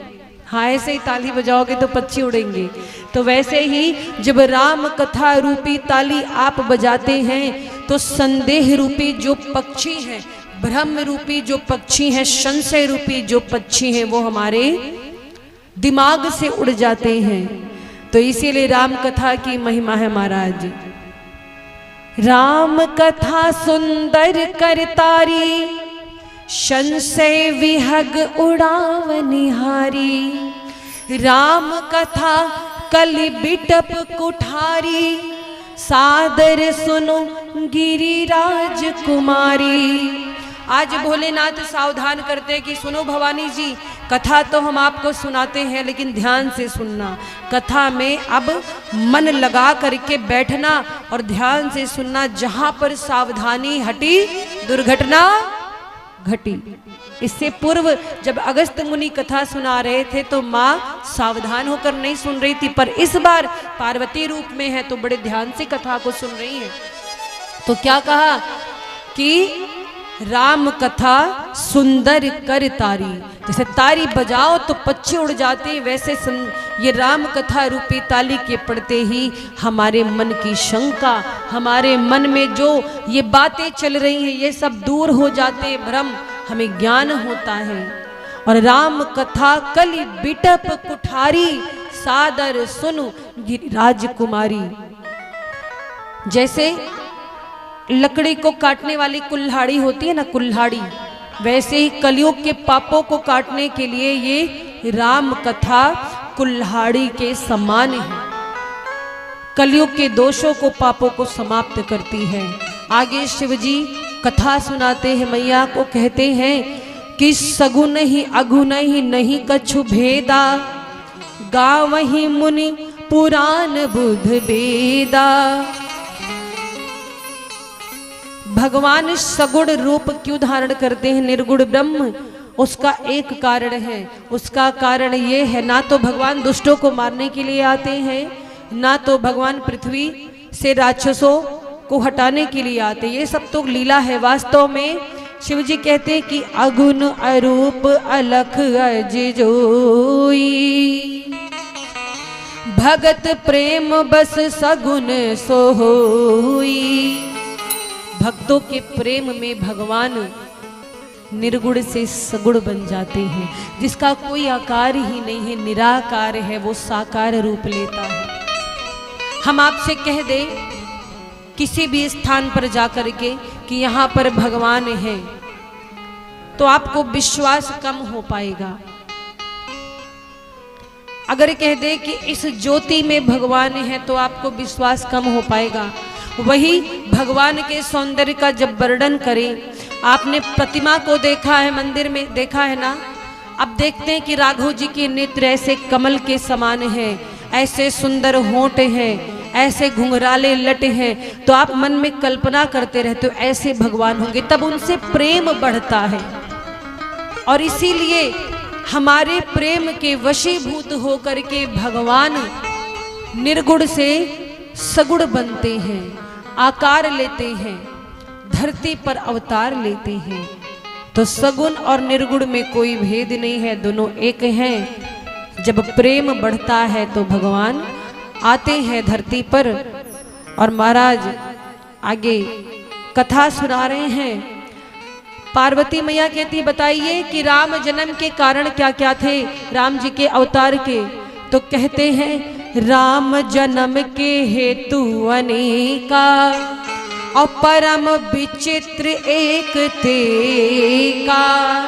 भवानी माँ से कह रहे हैं भगवान भोलेनाथ की, सुनो भवानी, राम जी के अवतार लेने का एक कारण नहीं है, वैसे तो बहुत है। राम जन्म के हेतु अनेका, बहुत कारण असंख्य है। और परम विचित्र एक ते का, एक से एक बढ़िया कारण है। लेकिन 5 कारण बताया है भोले बाबा ने। कितने कारण बताए? 5 कारण। जानना चाहते हो वो 5 कारण कौन थे? कितने लोग जानना चाहते हैं? भगवान धरती पर आए वो 5 कारण, 5 सुनाऊं मैं आपको, सुनिएगा।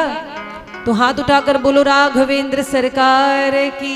भाई बड़े प्यारे भक्त हैं यहाँ के। यहाँ पे कथा सुनाने का अपना ही अलग आनंद है, बहुत आनंद आता है। ऐसे जब मैया मुस्कुरा मुस्कुरा के कथा सुनती है तो हमें और भी अच्छा लगता है, हमारा मन लगता है खूब कथा सुनाने में। और जो कहीं पीछे बात करती तो हमको जलन होती है।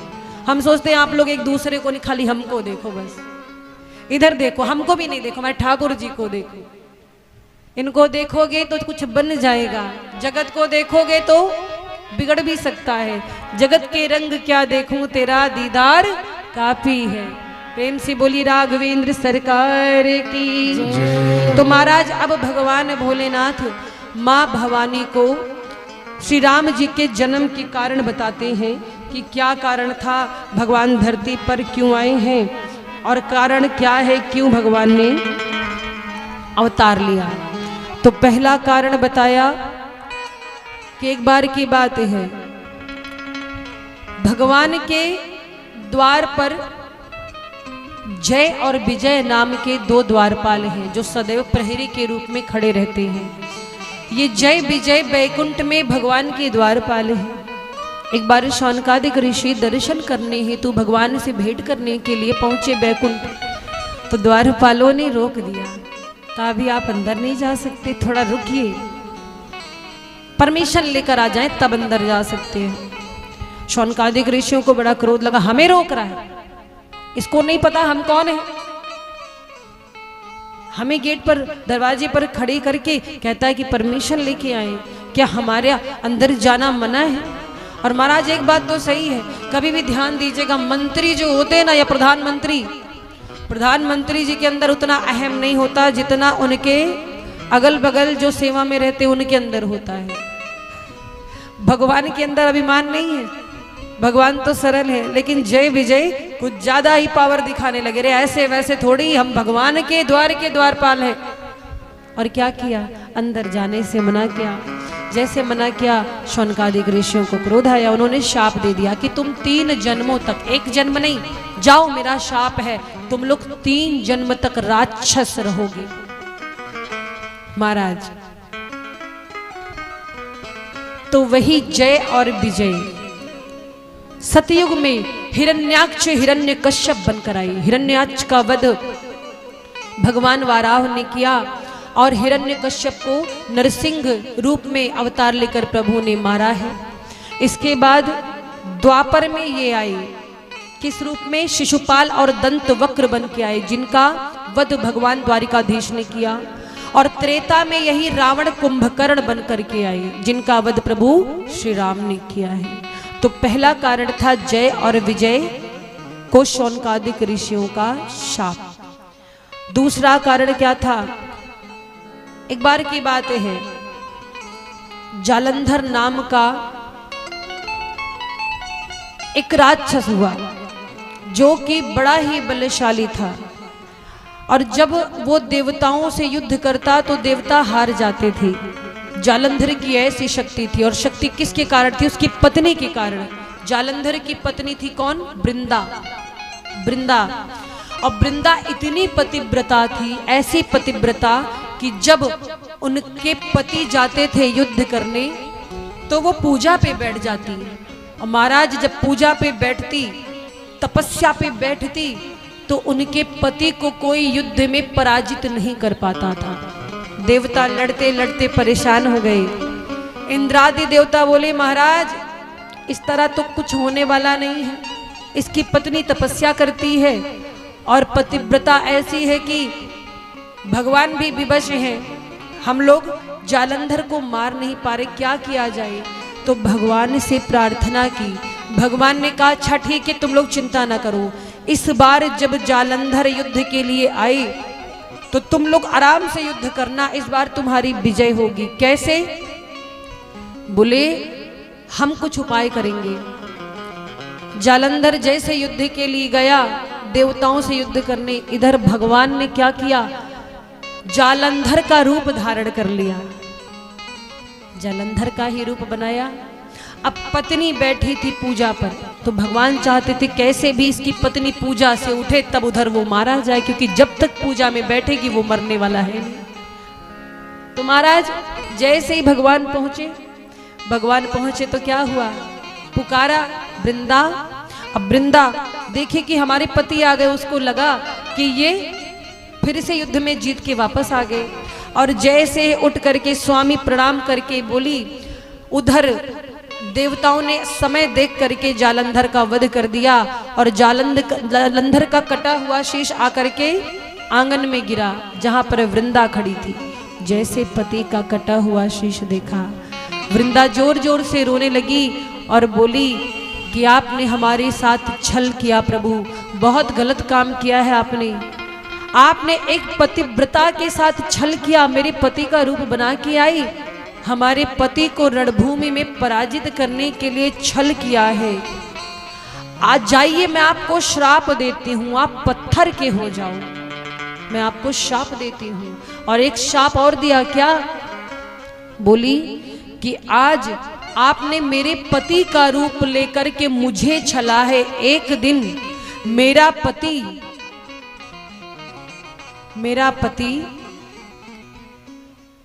आपकी पत्नी को छलेगा, रूप बदल करके आपकी पत्नी को छलेगा, शाप दिया। और महाराज तभी से भगवान शालिग्राम रूप में हो गए। शालिग्राम जी को देख रहे हैं आप ना, ये पाषाण रूप वृंदा जी के कारण हुआ। और महाराज जो वृंदा थी, ये कौन है पता है? वृंदा ने जब भगवान को शाप दे दिया और अपने शरीर को भस्म कर दिया, तो जब भस्म किया तो शरीर की जो राख थी वो मिट्टी में मिल गई, और उसी मिट्टी के अंदर से तुलसी का एक बिरवा प्रकट हुआ। बोलिए तुलसी महारानी की जय। तो यही तुलसी माता वृंदा जी हैं, जिनके साथ शालिग्राम जी का विवाह मनाया जाता है। और ये तुलसी रानी पतिव्रता थी, इसीलिए तुलसी जी की पूजा पतिव्रता नारियों को करना चाहिए। लेकिन तुलसी जी की पूजा में एक ध्यान रखना, एकादशी के दिन कभी भी तुलसी जी में जल मत चढ़ाना। बहुत सी माताएं ये गलती करती हैं, एकादशी के दिन तुलसी जी में जल मत चढ़ाइएगा। क्यों? क्योंकि जैसे आप एकादशी व्रत करते हो वैसे मेरी तुलसी मैया अपने पति के लिए व्रत रखती हैं, निर्जल व्रत रखती हैं, और आप उसमें जल अर्पित कर दोगे तो उनका व्रत खंडित हो जाएगा, है ना। तो आज से एकादशी के दिन जल मत चढ़ाना। रविवार मंगलवार को तुलसी के पत्ते नहीं तोड़ने चाहिए, तुलसी के पत्ते सायंकाल में नहीं तोड़ने चाहिए, बिना स्नान किए नहीं तोड़ना चाहिए। और एक बात, जब भी तोड़े तुलसी के पत्तों को, मान लो आप भगवान को भोग लगा रहे तो चुटकी बजाकर उनकी आज्ञा लेकर के मैया अब हम आपके पत्तों को तोड़ रहे हैं, आज्ञा दीजिए, है ना। क्योंकि तुलसी कोई साधारण पौधा नहीं है, साक्षात माँ है। तो इस प्रकार से भगवान के अवतार का दूसरा कारण बताया। अब तीसरा कारण बताया, कौन सा? 2 कारण हुए, तीसरा प्रताप भानु की कथा सुनाई। कैकेयी देश में एक सत्यकेतु नाम के राजा थे, उनके बड़े पुत्र थे राजा प्रताप भानु। प्रताप भानु जो थे बड़े ही कर्तव्यनिष्ठ धर्मात्मा थे, बहुत बड़े धर्मात्मा। लेकिन महाराज प्रताप भानु इतने वीर थे कि अपने अगल बगल बहुत से राजाओं को युद्ध में उन्होंने जीत लिया था। तो उसमें से 2 राजा ऐसे थे जो प्रताप भानु से हार गए थे, उनका राज्य छिन गया था। तो उस समय तो वो कुछ नहीं कर पाए, पर प्रतिशोध लेने के लिए समय की प्रतीक्षा कर रहे थे कि बदला लेंगे। बदले की भावना से उसमें से एक राजा जा करके जंगल में कुटिया बना करके रहता था, जिसका नाम था कपटी मुनि। कपटी मुनि, कपटी मुनि क्यों कहा गया? क्योंकि वास्तव में वो कोई संत नहीं था, वो तो छलिया था, वेश धारण किया था ऋषियों का और मन में था कपट। उसने सोचा कभी ना कभी प्रताप भानु जंगल में आएंगे, जब आएंगे तब हम बताएंगे इनको। कायरों का यही काम है, जो सामने से नहीं लड़ पाते पीठ पीछे वार करते हैं। मूर्ख जो होते सामने कहने की हिम्मत नहीं होती, पीठ पीछे जाके बुराई करते हैं। ऐसे मूर्खों को तो क्या कहा जाए, गोस्वामी जैसे मूर्खों को भी प्रणाम करते हैं। तो महाराज प्रताप भानु जी एक दिन बैठे हुए थे, तो जो दूसरा राजा हारा हुआ था, एक तो जंगल में कपटी मुनि बनकर रह रहा था, दूसरा सूकर का रूप बनाया, सुअर का, और प्रताप भानु जी के आगे पीछे मंडराने लगा। बस क्या था, घोड़े पर बैठे शिकार करने निकल गए जंगल में। शिकार करने के लिए जब निकले, उस सुअर का पीछा करते करते करते करते उस सुअर को तो यही करना ही था कि कैसे भी इनको भटका के जंगल में ले आए। माया कर रहा था वो सुअर। तो वो सूकर भागने लगा, प्रताप भानु जी उसके पीछे पीछे पीछे पीछे ऐसा भागे कि शाम हो गई और रास्ता भटक गए, जंगल से वापस आने का रास्ता भूल गए। अब भूख प्यास से बिल्कुल पीड़ित थे, क्या करे क्या करे। तब तक कपटी मुनि का आश्रम दिखाई दिया, उसमें उजाला प्रकाश दिखाई दिया। गए, कपटी मुनि को देखा, संत समझ के प्रणाम किया, बोले मुनिवर आपके चरणों में दंडवत। कपटी मुनि तो पहले का शत्रु था, वो तो सब जानता था, पर प्रताप भानु कपटी मुनि को पहचान नहीं पाई। कपटी मुनि को प्रणाम किया और राजा प्रताप भानु पूछते आप कौन है? बोले हमारा नाम है एक तनु। बोले ये कैसा नाम है? बोले जब से इस संसार की रचना हुई है तब से आज तक हम मरे नहीं हैं, एक ही शरीर पर जी रहे हैं। सब कुछ बदला पर हमने वही शरीर धारण किया हुआ है। संसार का न जाने कितनी बार संसार की रचना हुई, प्रलय हुआ, फिर भी हमारा शरीर। यहीं पर सबसे बड़ी गड़बड़ी हो गई। अगर कोई व्यक्ति सत्संग किया हो तो उसको पता होता है कि शरीर मरता है, शरीर सदैव अमर नहीं रहता। प्रताप भानु जी ने उस पर विश्वास कर लिया। उसने कहा हम बहुत बड़े ज्योतिषी हैं, विद्वान हैं, बड़ी तपस्या की, कहो तो खड़े खड़े तुम्हारे बारे में सब बता दे। अब कौन आजकल है जो अपना भविष्य नहीं जानना चाहता? प्रताप भानु को विश्वास हो गया, बैठ गए। बोले महाराज बताइए मैं कौन हूँ? बोले आप कैकेयी देश के राजा सत्यकेतु के बड़े पुत्र हैं, ज्येष्ठ पुत्र, आपका नाम प्रताप भानु है। अब तो प्रताप भानु जी इसके चरणों में गिर पड़े। अरे महाराज एकदम सही बात कही आपने। अब प्रताप भानु जी के बारे में तो वो जानता ही था, एक एक बात बता दिया और बड़ा भरोसा हो गया प्रताप भानु जी को। प्रताप भानु जी बोले महाराज किसी चीज की कमी नहीं है, लेकिन चाहता हूं कि मैं अमर हो जाऊं। देखो यही होता है, विद्वान लोग भी जब गड़बड़ी लोगों के साथ बैठते हैं तो मति उनकी भ्रष्ट हो जाती है। प्रताप भानु ब्राह्मणों के भक्त थे, ज्ञानी थे, लेकिन कुसंग हुआ कपटी मुनि के साथ, बुरी संगत में बैठे, बुद्धि भ्रष्ट हो गई, भ्रमित हो गई। अब देखो क्या कह रहे हैं, कहते कि मैं अमर होना चाहता हूं, संपूर्ण संसार में मेरा एक छत्र राज्य हो, ऐसा कर दीजिए। इसीलिए कहा जाता है सब पर विश्वास नहीं करना चाहिए, हर किसी पर विश्वास नहीं। माताएं बहनें बहुत जल्दी हाथ दिखाने के लिए दौड़ती हैं। कोई पंडित जी आ जाए गांव में कहीं, हमारा हाथ देखो, हम इसे कितने लोग कहती रहती है देवी जी कुछ बताती हैं आप? हमने कहा नहीं, हम खाली राम कथा और भगवान जी की कथा, श्री कृष्ण कथा यही जानते हैं। और तीसरा हमें ज्ञान नहीं, भी ज्योतिष विद्या का हमें कोई ज्ञान नहीं, हम झूठ क्यों बोले। एक बार हम लोग ट्रेन में यात्रा कर रहे थे, एक महाराज है थे हमारे साथ में, पंडित जी थे, वो भी बैठे थे। तो एक मैया आई, बोली कि देवी जी आप हाथ देख लेती हैं? हमने कहा नहीं। हमारे बगल में पंडित जी बैठे थे, बोले हम देख लेते हैं। हमने कहा आप कब से देखना शुरू कर दिए? बोले देवी जी आप चिंता ना करो, देखिए इनको बहुत बढ़िया हम बताएंगे। बोले माता हम हाथ देख लेते हैं। मैया हाथ आगे कर दी और उन्होंने 3 बात ऐसी बताई कि माता जो बैठी थी उनको विश्वास हो गया। वो 3 बात कौन सी जानना चाहते हो? आपको बताते। अगर हम आपको भी वो 3 बातें कहेंगे ना तो आप विश्वास कर लोगे कि हमें ज्योतिष विद्या का बड़ा ऊंचा ज्ञान है। बताएं, किसी का हाथ देखो तो सबसे पहले उससे एक बात कह दो कि धन आता बहुत है पर रुकता नहीं है। हर कोई बोलेगा अरे महाराज क्या बात कह दी, एकदम सही कहा, पैसा बहुत आता पर जाता कहाँ है पता नहीं। अरे लक्ष्मी तो चंचला है, बताओ लक्ष्मी किसी के पास टिकती है? धन आ रहा है, आवश्यक कार्य है, खर्च हो रहा है, होने दो। क्या करोगे बटोर करके? हाँ, दूसरा ही कोई उसको यूज करेगा। थोड़ा बहुत रखते हो चलो ठीक है, अब कहो कि बस ऐसे आ जाए कि दिन भर उसी को देखते रहो। तो महाराज अगर ये बात कह दो कि आपके पास आता बहुत है, रुकता नहीं, तो इंसान विश्वास कर ले। दूसरी कौन सी बात? दूसरी बात, बचपन में एक बार गिरे थे, चोट लगी थी। अरे कौन बचपन में भाई उद्दंडता नहीं करता, कौन बच्चे नहीं दौड़ते, कौन नहीं गिरते? हाँ महाराज एकदम सही कहा आपने, एक बार गिरे थे, देखो अभी तक निशान है हमारे, अभी यहाँ पे निशान है। और तीसरी बात तो 100% ऐसा कोई नहीं होगा जो न माने। तीसरी बात कौन सी?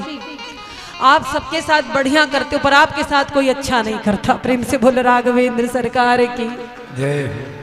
आप सबके साथ अच्छा करते हो और आपके साथ कोई बढ़िया नहीं करता। बोलेंगे हाँ महाराज एकदम सही बात कही, हम हैं देखो परिवार के लिए मरे जा रहे हैं, परिवार वाले मेरा दुखी नहीं समझते, कोई पूछता ही नहीं। यही तो सबसे बड़ी समस्या है। तो यही 3 बातें कह दी और भैया माता जी लगी पैसा चढ़ाने, प्रणाम करने। अरे बड़े ऊंचे ज्योतिषी मिले। हर किसी को हाथ नहीं दिखाना चाहिए। मैं ज्योतिष विद्या का विरोध नहीं कर रही, लेकिन कहीं कपटी मुनि की तरह मिल जाए, कुछ उल्टा सीधा बता दिया, बुद्धि भ्रष्ट कर दी, तब तो हर किसी पर विश्वास नहीं करना चाहिए।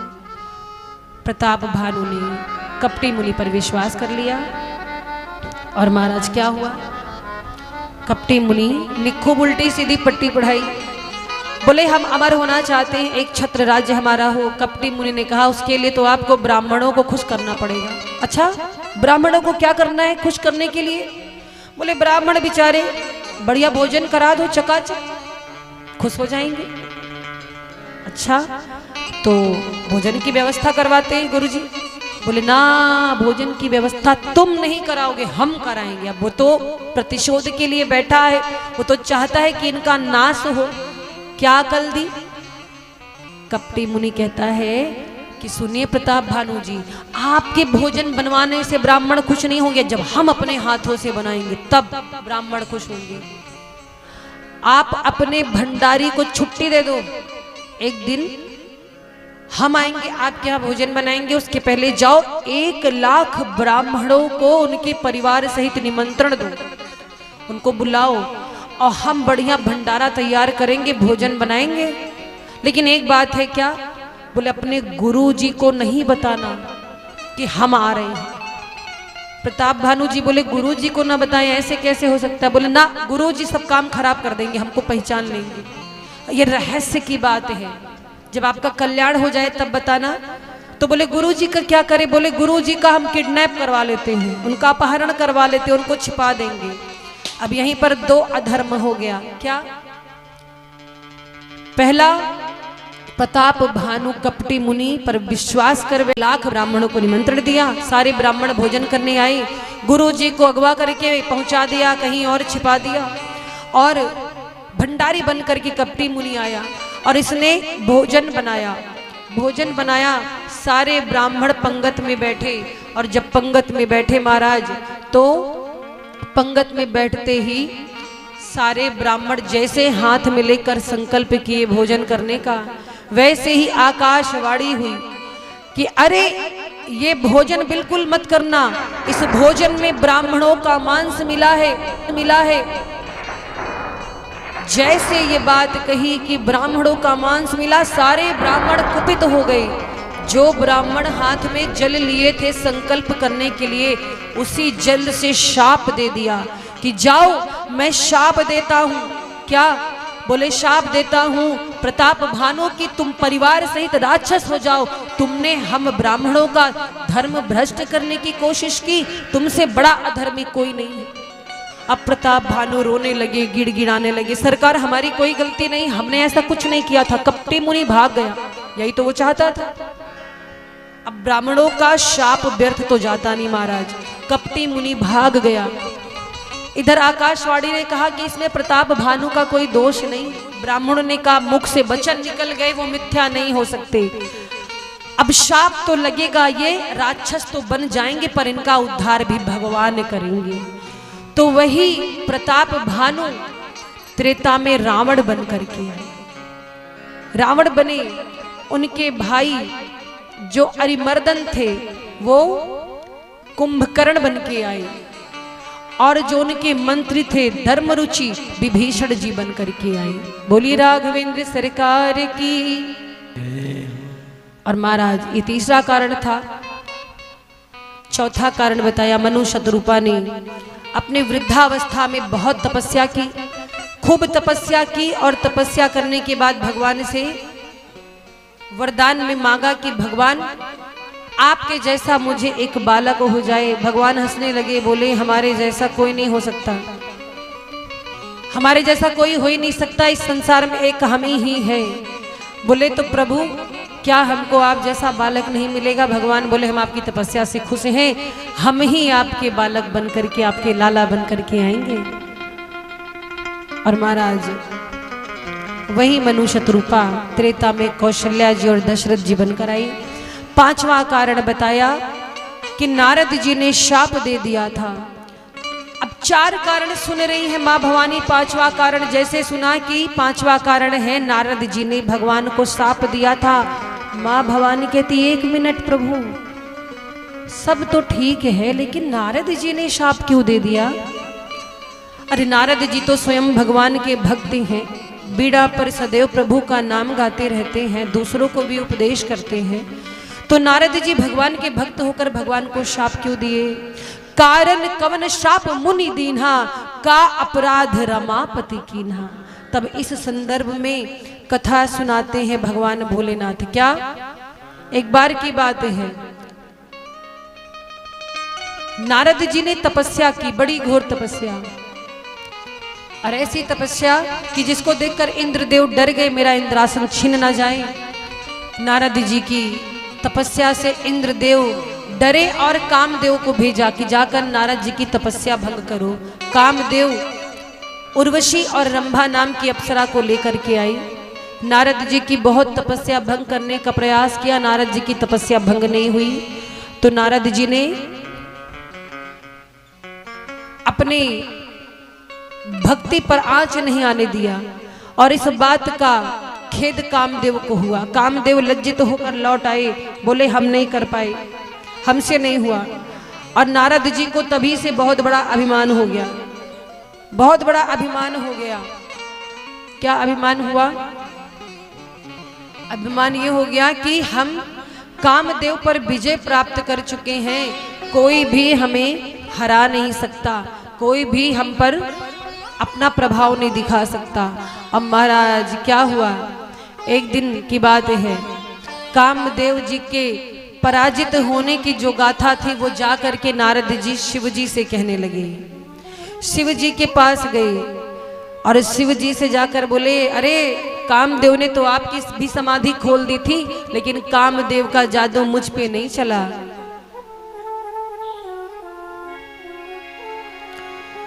कामदेव का जादू मुझ पे नहीं चला। शिव जी कहे, अच्छा नारद जी, आपने हमसे तो अपने मुख से अपनी प्रशंसा सुनाई, पर ये बात भगवान विष्णु जी के सामने मत कहिएगा। अपनी बड़ाई खुद अपने मुंह से नहीं करनी चाहिए, कर्म ऐसा करो कि लोग आपकी बड़ाई करें। लेकिन माने नहीं नारद जी। नारद जी से शिव जी प्रार्थना करते हैं, क्या कहते हैं कि नारद जी, बार बार मुनिवो बिनवो मुनि तो ही जिम यहाँ कथा सुनाए हूँ मोही। बार बार बिनवो मुनि तो ही जिम यहाँ कथा सुनाओ मोही। तिमी जनि हरि ही सुनावहु कबहु, चले हूँ प्रसंग दुराए हूँ तब हूँ।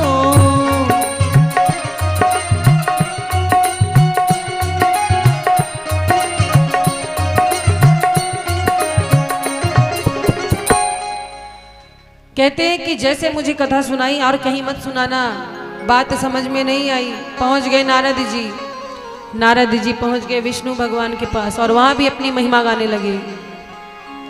अपनी महिमा गा रहे हैं, प्रभु आपको पता है हमने तो कामदेव को परास्त कर दिया। कामदेव आए थे मुझ पर अपने काम के बाण चलाने, लेकिन हमने उनको हरा दिया।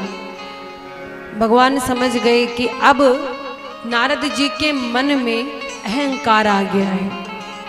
अब भगवान के भक्त ही अहंकार करने लगेंगे तो वो दूसरों को क्या शिक्षा देंगे। तो भगवान ने सोचा कि इनके मन में जो अहंकार का बीज अंकुरित हो रहा है, ये विशाल वृक्ष बने उससे पहले ये अहंकार का बीज उखाड़ कर फेंकना होगा। तो भगवान ने क्या किया, नारद जी को सीख देने के लिए अपनी माया रची। बिरचौ मगमहु नगर ते ही सत जो जन विस्तार, श्रीनिवासपुर ते अधिक रचना विविध प्रकार। भगवान ने नारद जी को शिक्षा देने के लिए अपनी माया से एक नगरी की रचना की। 400 कोस की नगरी रची जो बैकुंठ से ज्यादा सुंदर थी। वो नगरी थी नहीं, केवल एक माया थी भगवान की। तो नारद जी बीड़ा बजाते हुए घमंड में भरे हुए, अभिमान में भरे हुए जा रहे थे तो दृष्टि उस नगरी पर पड़ गई। और नगरी कैसी थी, बसहि नगर सुंदर नर नारी, जन बहु मन सिजरति तनु धारी।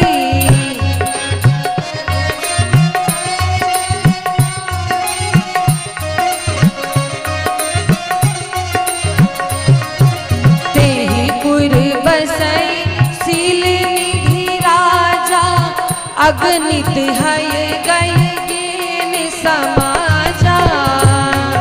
बसे शील निधि राजा, अगणित हय गई सीन समाजा।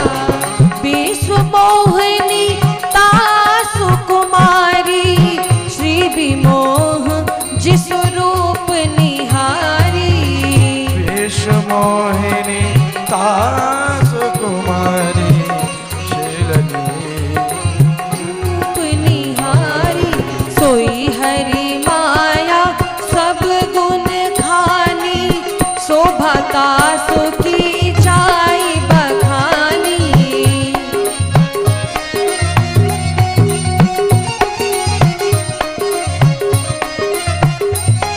और करई स्वयंवर सो नृप बाला, आए तहाँ अगणित महिपाला।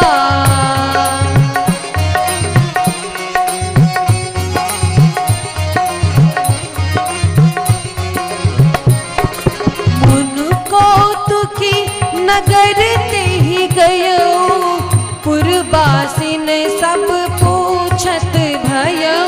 सुनी सब चरित भूप गृह आए, करी पूजा नृप मुनि बैठाए। सुनी सब चरित भूप गृह आए, करी पूजा नृप मुनि बैठाए।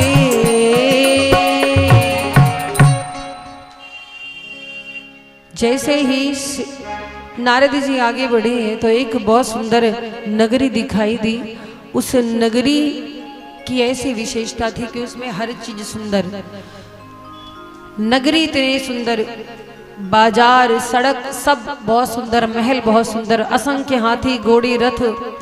नारद जी ने सोचा कि कौन सी नगरी, चलो चल करके देखते हैं। तो जब वहां पहुंचे महाराज तो देखा कि नगर को खूब बढ़िया सजाया जा रहा है और उस नगर की राजा है शीलनिधि, जिसकी कन्या का नाम विश्व मोहिनी था। विश्व मोहिनी बहुत सुंदर थी। नारद जी को देख करके शीलनिधि राजा बड़े खुश हुए, बोले आइए नारद जी, आप अच्छे समय पर आए हैं, मेरी कन्या को आशीर्वाद दीजिए। मेरी बेटी का स्वयंवर हो रहा है, आज इस मौके पर आप आ गए हैं, तो आपके आशीर्वाद से बेटी का स्वयंवर बढ़िया से हो जाएगा। और जो विश्व मोहिनी आई नारद जी को प्रणाम करने, महाराज भगवान की ऐसी माया चली। जो नारद जी कामदेव पर विजय प्राप्त करके बड़ा इठला रहे थे थोड़ी देर पहले, वही आज भगवान की माया में ऐसे डूबे, ऐसे भ्रमित हुए कि अब उनको मोह हो गया उस कन्या से। किससे? विश्व मोहिनी। कौन कहे आशीर्वाद देने को, आशीर्वाद दे रहे हैं उसको ध्यान से देख रहे हैं, उनमें सोच रहे कैसे मिले ये कन्या। हम आए थे आशीर्वाद देने महाराज, अब उसे पाने की चेष्टा मन में है। सोचने लगी स्वयंवर तो एकदम सिर पे है और ये है बड़ी सुंदर, ऐसी सुंदर कन्या तो मैंने आज तक देखी नहीं, लगता अभी तक इसीलिए हम ब्रह्मचारी रहे। ऐसी कन्या तो कहीं मिलेगी नहीं, क्यों ना हम ही शादी कर ले। फिर सोचे कि अरे बड़े बड़े राजा आएंगे, राजकुमार आएंगे शादी करने के लिए, इससे इसका तो स्वयंवर है और ये हमें थोड़ी पसंद करेगी, हम इतने सुंदर तो है नहीं। क्या करे क्या करे, जाकर तपस्या कर ले, क्या तपस्या कर ले, बढ़िया सुंदर रूप भगवान से मांग ले और जब सुंदर हो जाएंगे तब, लेकिन तब तो बड़ा लेट हो जाएगा, स्वयंवर तो बस जल्द ही होने वाला है और तपस्या जप में तो बड़ा समय लगेगा, इतना टाइम नहीं है, शॉर्टकट अपनाए। जप तप कछु न होई ते ही काला, हे विधि मिलई कवन विधि वाला। बोले हे भगवान कैसे भी लड़की मिल जाए हम। महाराज भगवान की माया ऐसी है जिसको नाच नचा दे। तो क्या हुआ, नारद जी शॉर्टकट अपनाए कि अब क्या किया जाए, आजकल शॉर्टकट का जमाना है। भगवान की पूजा करते हैं, तपस्या करते हैं, तुरंत परिणाम चाहते। वैसे नारद जी सोचे तुरंत कुछ हो जाए, तो क्या किया, वहीं पर खड़े खड़े भगवान को याद किया, हे प्रभु प्रकट हो, हमारी दुविधा को दूर करिए। भगवान आए। बोले क्या हुआ नारद जी? बोले प्रभु आपसे कुछ मांगना चाहते हैं। क्या? बोले प्रभु बताएं। बात यह है कि हमें शादी करनी है। भगवान मुस्कुराने लगे, बोले अब? बोले क्या प्रभु हम देखने में खराब लगते हैं क्या? अभी कौन सी उम्र बीत गई और फिर इतने दिन तो आपकी भक्ति की है ना। भगवान ने समझ गया अच्छे से हमारी माया से ये मोहित हो चुके हैं। हाँ हाँ बताइए नारद जी। बोले प्रभु हमें विवाह करना, वही विश्व मोहिनी से करना है, बड़ी सुंदर आज उसका स्वयंवर है। तो बोले हमको कुछ उधार चाहिए था आपसे। क्या? बोले अपना रूप उधार दे दीजिए। भगवान कहे रूप? हे भगवान, अभी तक तो आपने सुना होगा कोई शादी में जा रहा है तो किसी से कोट उधार मांग लिया, बहुत हुआ गाड़ी उधार मांग ली, बाधक लोग कभी अपना वाद्य यंत्र उधार मांग ले, एक दिन के लिए चलेगा है। भैया आज जा रहे हैं, थोड़ा सा कार्यक्रम है, तार में थोड़ी दिक्कत है, लोभान नहीं है, आज अपना दे दो, चलता है। अब शादी करने के लिए कोई चेहरा उधार मांगे कि हम बड़े कुरूप है, 2 मिनट के लिए सुंदर रूप दे दो, फिर शादी करके वापस कर देंगे, ऐसा कहीं होता है? नारद जी का दिमाग देखिए, भगवान से चेहरा मांग रहे हैं, अपना थोड़ा सुंदर रूप हमको दे दीजिए, एक बार शादी हो जाए, बस एक बार हो जाए, उसके बाद तो फिर। भगवान हंसने लगे, बोले आपको हमारा रूप चाहिए? बोले हाँ आपका रूप चाहिए। देखिए नारद जी की बात, एक तरफ तो भगवान से उनका रूप मांगते हैं और दूसरी तरफ क्या कहते हैं? जेहि विधि नाथ होई हित मोरा, करहु सुबेगी दास मैं तोरा। सोचो, एक तरफ क्या कहा कि आपन रूप देहु प्रभु मोही, और दूसरी तरफ कहते हैं कि जिसमें मेरा कल्याण हो वो काम करिए। जेहि विधि नाथ होय हित मोरा। कभी भी पूजा करना, भगवान के सामने जाना तो यही मांगना, क्या? जेहि विधि नाथ होय हित मोरा। अपने मन पसंद चीज को कभी मत मांगना। जरूरी नहीं कि जो आपको पसंद हो वो आपके लिए अच्छी हो। जैसे एक बच्चे को टॉफी बहुत पसंद होती है, माँ मना करती दांत खराब हो जाएंगे, माँ कोई दुश्मन नहीं है, लेकिन क्यों मना करती? दांत खराब हो जाएंगे। पर बच्चे को दुख हो जाता है कि माँ तो ब्याधा डाल रही, मेरी पसंद की चीज नहीं दे रही। महाराज भगवान से कभी अपनी मनपसंद चीज मत मांगना, यही बोलना कि भगवान आप वो करना जिसमें मेरा कल्याण है, और भगवान फिर वही करेंगे जिसमें आपका कल्याण होगा। नारद जी ने भी पहले तो रूप मांगा, बाद में कहते हैं कि जिसमें मेरा कल्याण, तो भगवान समझ गए कि नारद जी आपका कल्याण विवाह में तो है नहीं, आप ब्रह्मचारी, आप हमारे भक्त, जब सारे भक्त ऐसे विवाह कर लेंगे तो फिर आगे भक्ति की परंपरा विलुप्त हो जाएगी। तो भगवान ने भी कहा, गूढ़ वाणी बोली। भगवान कहते कि नारद जी सुनो, चिंता ना करो, हम आपको वही देंगे जिससे आपका कल्याण हो। भगवान ने एक बार भी ये नहीं कहा कि अपना रूप हम आपको दे रहे हैं। भगवान भी रहस्यमयी बात करते हैं। क्या कहा? जेहि विधि होई ही परम हित, नारद सुनहु तुम्हारे, सोई हम करब न आन कछु, बचन न मृषा हमार। नारद जी हम झूठ नहीं कह रहे, हम वही करेंगे जिसमें आपका कल्याण हो। नारद जी उल्टा समझ लिए, उनको लगा भगवान कह रहे हैं हम तुमको अपना स्वरूप दे रहे, जाओ बढ़िया शादी करो। अब ये पहुंच गए, कौन? नारद जी। नारद जी पहुंच गए, उनको लग रहा अब तो हम बड़े सुंदर लग रहे हैं। भगवान ने क्या किया था? सुंदर ने उनको बंदर बना दिया था। नारद जी को लगे हम बड़े अच्छे लग रहे हैं, अब जहां पर स्वयंवर हो रहा है उसी पंक्ति में जाके बैठ गए। शिव जी के 2 गढ़ भी आए थे, वेश बदल कर बैठे थे उसी पंक्ति में। अब जैसे ही विश्व मोहिनी जयमाल लेकर के आई, सारे राजा उसे देखने लगे। नारद जी तो उचक उचक के देख रहे हैं, एक बार मेरी ओर देख ले। कुछ ज्यादा ही हड़बड़ाए थे। विश्व मोहिनी आ रही, आगे बढ़ रही है। नारद जी अपने स्थान से बार बार उठते, कैसे भी मुझे देख लेगी तुरंत विवाह कर लेगी। विश्व मोहिनी धीरे धीरे आगे बढ़ी और नारद जी को देखने को कौन कहे, जैसे देखा तुरंत दृष्टि फेर ली। नारद जी को लगा हम बड़े सुंदर लग रहे हैं, लेकिन लग तो बंदर रहे, और बंदर से कौन शादी करे। सो विश्व मोहिनी थोड़ा आगे बढ़ी। नारद जी ने सोचा ये तो मेरी अवहेलना कर रही है, बताओ इतना मेहनत करके हम भगवान का रूप मांगे, हम इतने सुंदर दिख रहे हैं, हमको ठुकरा के आगे जा रही है। विश्व मोहिनी आगे बढ़ी, फिर नारद जी वहां से घूम के आकर पीछे बैठ गए, फिर उचक रहे हैं एक बार हमको देख ले। विश्व मोहिनी को क्रोध आया, तिरछी नजर से देखा, फिर आगे बढ़ गई। नारद जी को बड़ा क्रोध आया, संताप हो रहा है हृदय में, क्योंकि भगवान की माया से मोहित है, संताप हो रहा है। नारद जी देख रहे हैं कि ये क्या हो रहा है। और महाराज क्या हुआ, सभा में देखते ही देखते कौतुक हुआ। क्या, सभा में सब बैठे थे, उसी समय अचानक भगवान प्रकट हुए। भगवान प्रकट हुए और प्रकट होते ही विश्व मोहिनी का हाथ पकड़ा। विश्व मोहिनी ने तुरंत वो जयमाल भगवान को पहना दिया। धरि नृप तनु तह गयउ कृपाला, गयउ कृपाला, कुंवरी हर्ष में लेउ जयमाला, कुंवरी हर्ष में लेउ जयमाला, अरे दुल्हन ले गए लक्ष्मी निवासा, दुल्हन ले गए लक्ष्मी निवासा, नृप समाज सब भयउ निराशा, नृप समाज सब भयउ निराशा, हो नृप समाज सब भयउ निराशा, नृप समाज सब भयउ निराशा। भगवान एकाएक प्रकट हुए, दुल्हन ले गए लक्ष्य निवासा।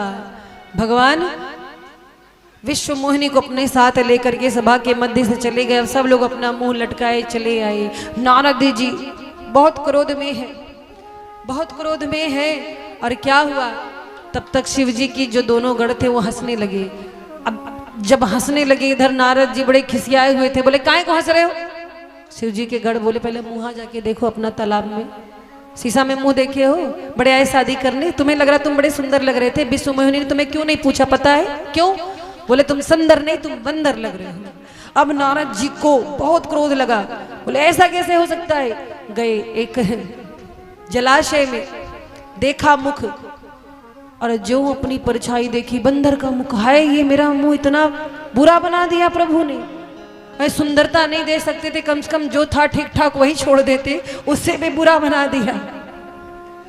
लो अब महाराज शिव जी के दोनों गढ़ खूब हंस रहे थे। नारद जी बोले तुम लोग राक्षस हो जाओगे, मेरा मजाक उड़ाते हो, भाग जाओ यहाँ से।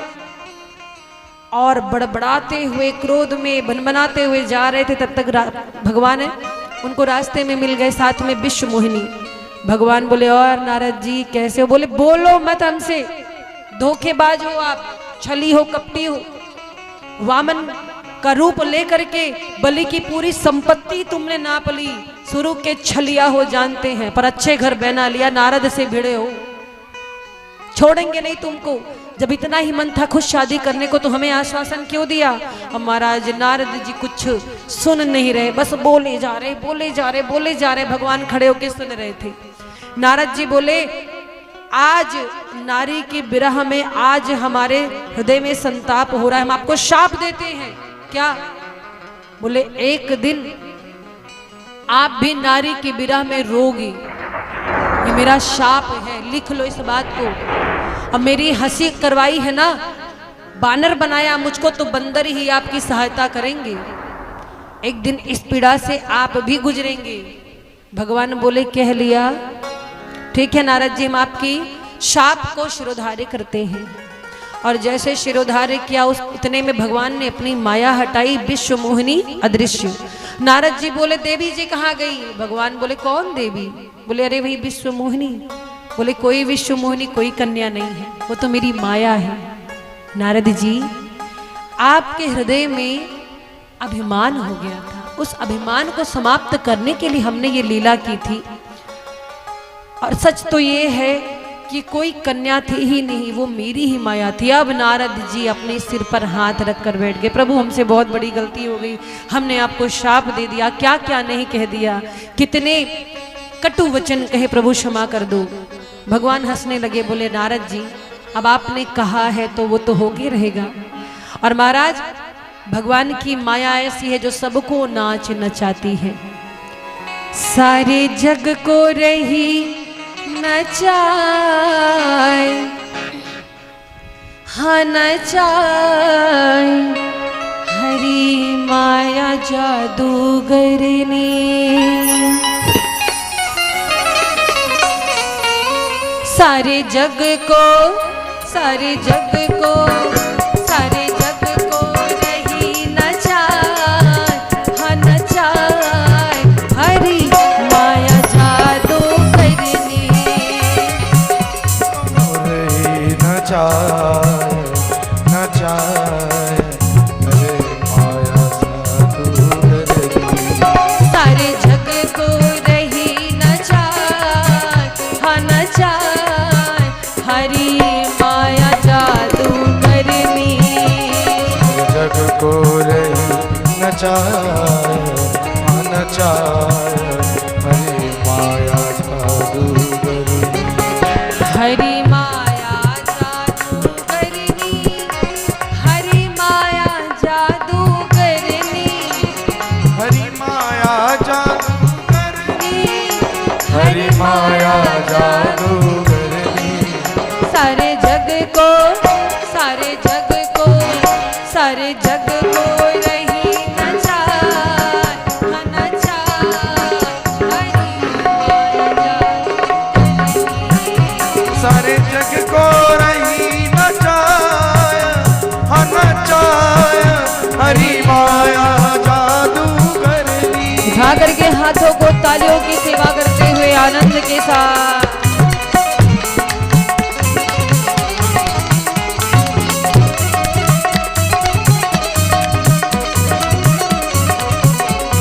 बोले राघवेंद्र का सरकार की।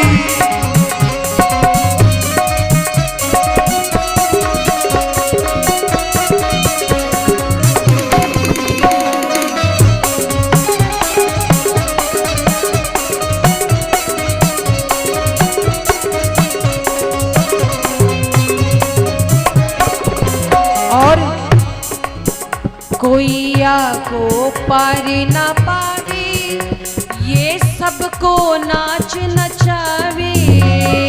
या को पार न पावे, तालियों की सेवा करते सबको हुए। नाच नचावे। कोइया को पार ना पावे, ये सबको नाच नचावे। या को पार न पावे, ये सबको नाच नचावे। दुख में, दुख में, दुख में सुख को दरसाए, दरसाए, हरी माया जादूगरनी। ये सबको नाच नचाए नचाए, हरि माया जादूगरनी। सारे जग को रही नचाए, हाँ नचाए, हरी माया जादूगरनी। सारे जग को नाच नचाए, हाँ नचाए, हरि माया जादूगरनी। बोलो राघवेंद्र सरकार की जय हो।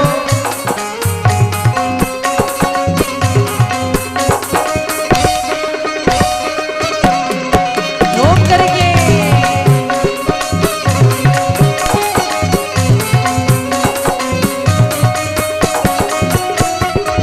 हरि बोल।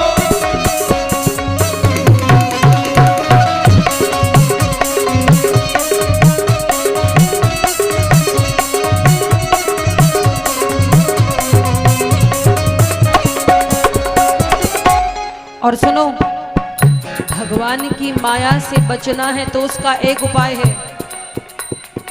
जानते हो क्या उपाय है? जो राम नाम नित बोले, निर्भय धरती पर डोले। जो राम नाम नित बोले, निर्भय धरती पर डोले। जो राम नाम नित बोले, निर्भय धरती पर डोले।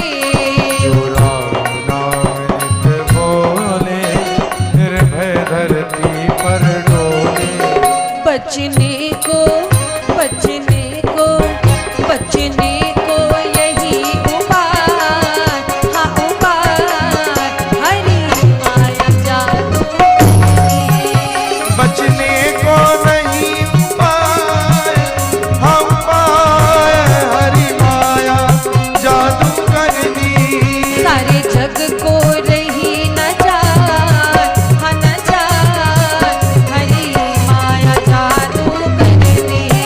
सारे जग को रही न जाए, न जाए, हरि माया जादू करनी। हरि माया जादू करनी, हरि माया जादू करनी। हरि माया जादू करनी, हरि माया जादू करनी। रही अद्भुत, रही अद्भुत, रही अद्भुत खेल दिखाए, हाँ दिखाए, हरि माया जादू करनी। रही अद्भुत खेल दिखाया, दिखाया, हरि माया जादू करनी। हरि माया जादू करनी, हरि माया जादू करनी। हरि माया जादू करनी, हरि माया जादू करनी। हरि माया जादू करनी। हरि माया जादू करनी। हरि माया जादूगरनी। तो महाराज ये कारण है भगवान धरती पर अवतार क्यों लेते हैं, ये कारण बताया है भोले बाबा ने। भोले बाबा से माँ भवानी कहती हैं प्रभु आपने कारण बताया, पर ये बताइए जब रावण विभीषण और कुंभकर्ण को जन्म मिला राक्षस का, प्रताप भानु वही जब रावण बना तो इन्होंने किया क्या। तो महाराज राम जी के जन्म से पहले रावण जी के जन्म की कथा बताते हैं गोस्वामी जी। बोले रावण जो है ना, इनकी जो माता थी उनका नाम था कैकसी। कैकसी के द्वारा जन्मे हैं रावण। लेकिन देखो कैकसी जो थी वो राक्षसी थी, राक्षस जात की थी। और विवाह किससे किया, विश्रवा ऋषि से। पुलत्स्य मुनि के पुत्र हैं विश्रवा ऋषि। कैकसी ने अपना परिचय छुपा करके झूठ बोल करके गांधर्व विवाह किया है विश्रवा ऋषि से। इसीलिए कहते हैं कि रावण राक्षस था तो ब्राह्मण कैसे हुआ। रावण ब्राह्मण भी था राक्षस भी था। ब्राह्मण इसलिए था क्योंकि पिता उसके ब्राह्मण थे। पुलत्स्य मुनि के पुत्र विश्रवा रावण के पिता थे और माँ जो थी वो राक्षसी थी। माँ ने राक्षस जाति को बढ़ाने के लिए, बढ़ावा देने के लिए और विद्वता मिल जाए मेरे पुत्र को, इसलिए विश्रवा को अपनी बातों में बहला करके छल कपट से विवाह किया। और रावण के सौतेले भाई हैं कुबेर जी। तो महाराज रावण जो था वो जन्म से ही बड़ा अभिमानी था और माँ ने उसे गलत संस्कार दिए थे, कूट कूट करके गलत संस्कार भर दिए थे। पिता ने तो ज्ञान दिया लेकिन माँ हमेशा कहती बेटा तू ज्ञानी तो बन जा, इसके बाद तपस्या करके देवताओं का बहुत बड़ा शत्रु बन जाना, पूरे पृथ्वी पर पूरे संसार में तेरा ही आधिपत्य हो, ऐसा करना, देवताओं की शक्ति कम हो जाए।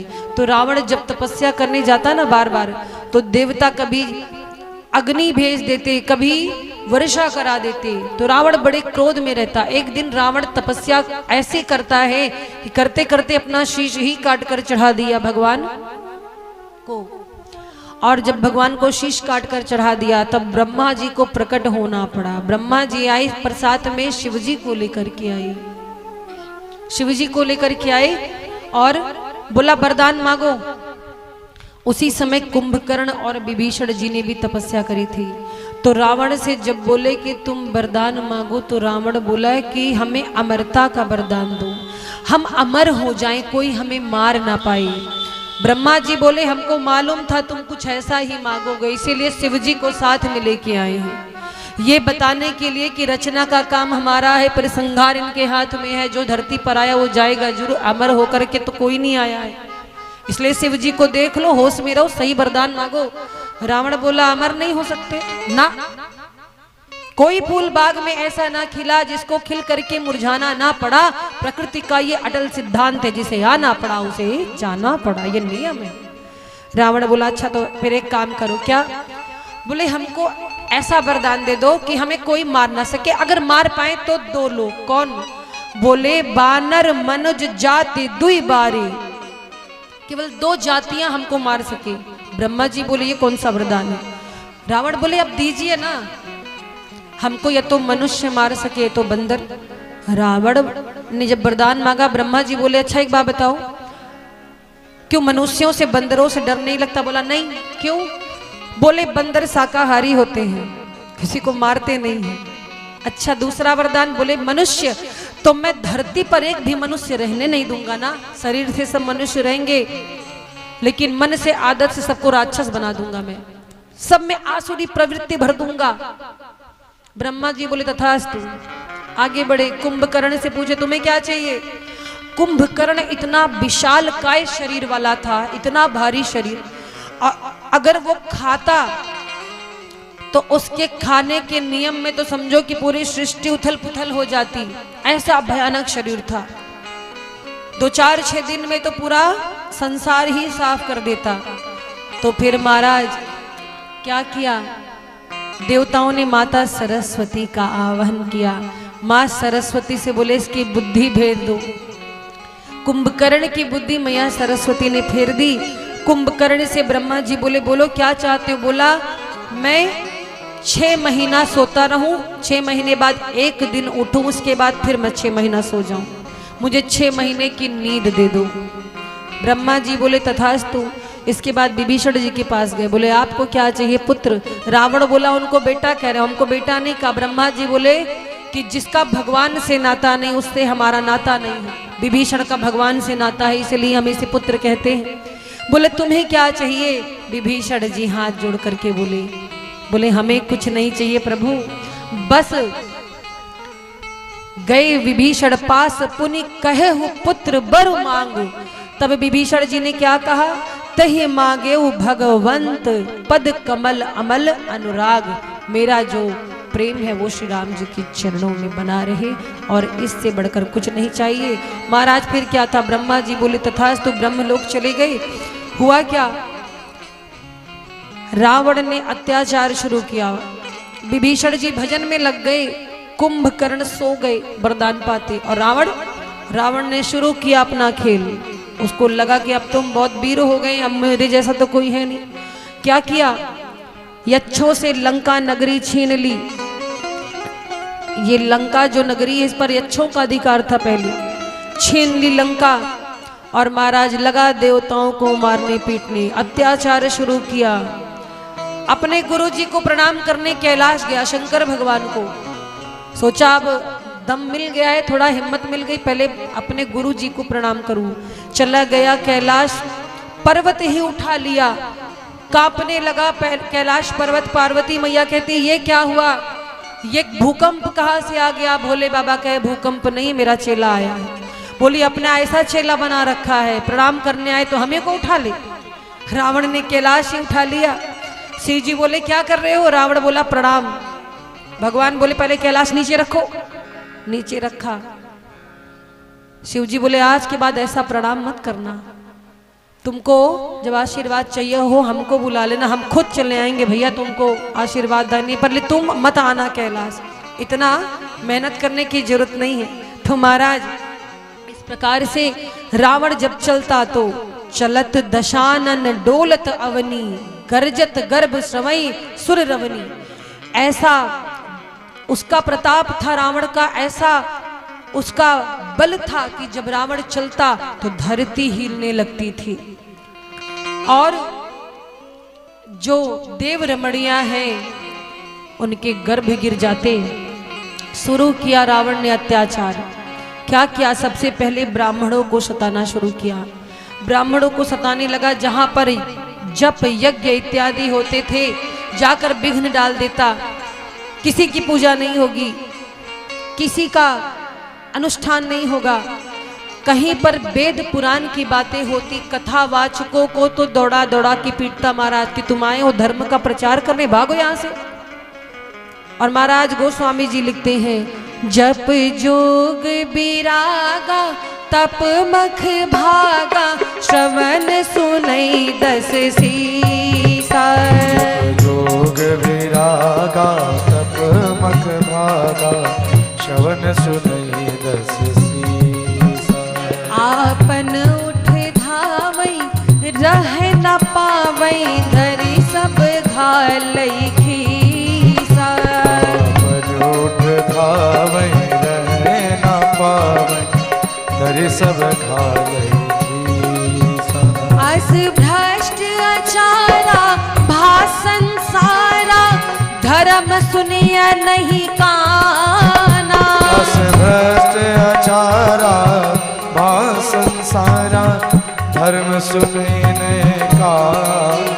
तेहि बहु विधि त्रासई, देश निकासई, जो कहा वेद पुराना। बहु विधि त्रासई, देश निकासई, जो कहा वेद पुराना।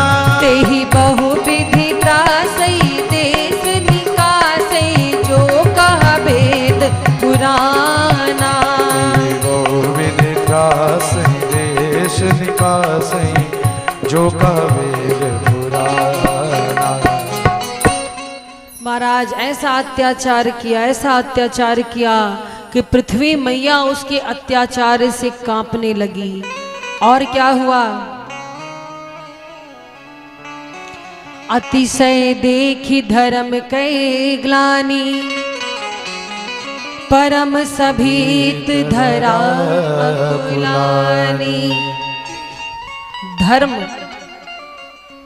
धर्म के तो पीछे पड़ गया, चारों तरफ अधर्म करने लगा और धर्म की हानि होते देख करके रावण के अत्याचारों से तंग आकर के पृथ्वी मैया ने गाय का रूप बनाया, रोने लगी और देवताओं के पास पहुंच गई। देवताओं के पास गई और बोली कि भगवान कहाँ मिलेंगे, क्योंकि हम बहुत दुखी हो चुके, रावण के अत्याचार से अब सहन नहीं हो रहा है। सारे देवता पहुंचे ब्रह्मलोक। ब्रह्मलोक से ब्रह्मा जी के साथ शिव जी के पास गए, बोले भगवान कहाँ हैं? भगवान कहते हैं कि हम आपके कष्ट हरेंगे। अब विपत्ति आ गई है, भगवान को ही कष्ट हरना होगा, रावण ने बहुत अत्याचार कर दिया है। तो महाराज क्या हुआ? सारे देवता मिल करके विचार कर रहे थे, तब तक उसी समाज में शिवजी ने कहा कि सुनो, तुम लोग क्या सोच रहे हो, भगवान को कहाँ खोजोगे? एक देवता बोले हमें तो लगता है कि क्षीर सागर चलना चाहिए, वहां भगवान होंगे, चलकर अपना दुख बोले। एक बोले नहीं नहीं बैकुंठ में होंगे, किसी ने कहा नहीं नहीं वो तो साकेत धाम में होंगे। तब तक शिव जी ने कहा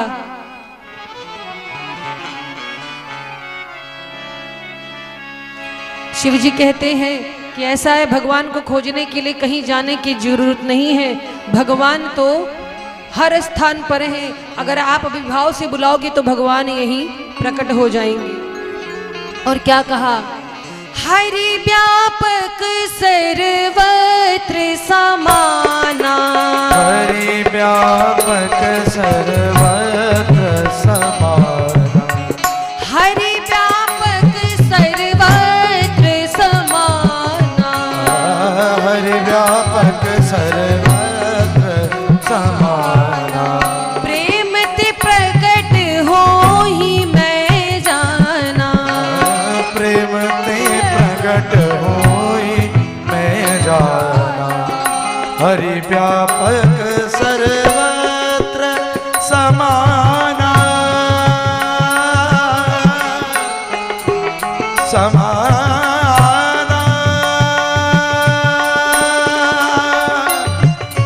समाना, हरि व्यापक सर्वत्र समाना, प्रेम ते प्रगट होई मैं जाना, हरि व्यापक सर्वत्र समाना, हरि व्यापक सर्वत्र समाना, प्रेम ते प्रगट होई मैं जाना, प्रेम ते प्रगट होई मैं जाना। हरि व्यापक सर्वत्र समाना, प्रेम ते प्रगट होई मैं जाना। और जैसे महाराज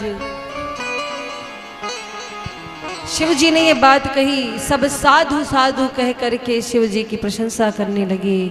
साधु साधु कहकर ब्रह्मा जी ने बड़ाई करी और ब्रह्मा जी कहते हैं कि ठीक है, अब हम भगवान की स्तुति करेंगे। हाथ जोड़ करके सारे देवता भगवान की स्तुति करते हैं कि हे प्रभु आइए, पृथ्वी का भार उतारिए, हम सब के कष्टों को दूर करिए। और सारे देवता स्तुति कर रहे हैं, जय जय सूर्य नायक जन सुखदायक प्रणत पाल भगवंता। जय सूर्य नायक जन सुखदायक प्रणत पाल भगवंता। विजय हितकारी जय असुरारी सिंधु सुता प्रिय करता। पालन सुर घरनी अद्भुत करनी मरम न जाने कोई। जो सहज कपाला दीन दयाला करम अनुग्रह सोई। जय जय अविनाशी सब घाटवासी व्यापक परमानंदा। अद्भुतोतीतम चरित पुनीतम माया रहित मुकुंदा।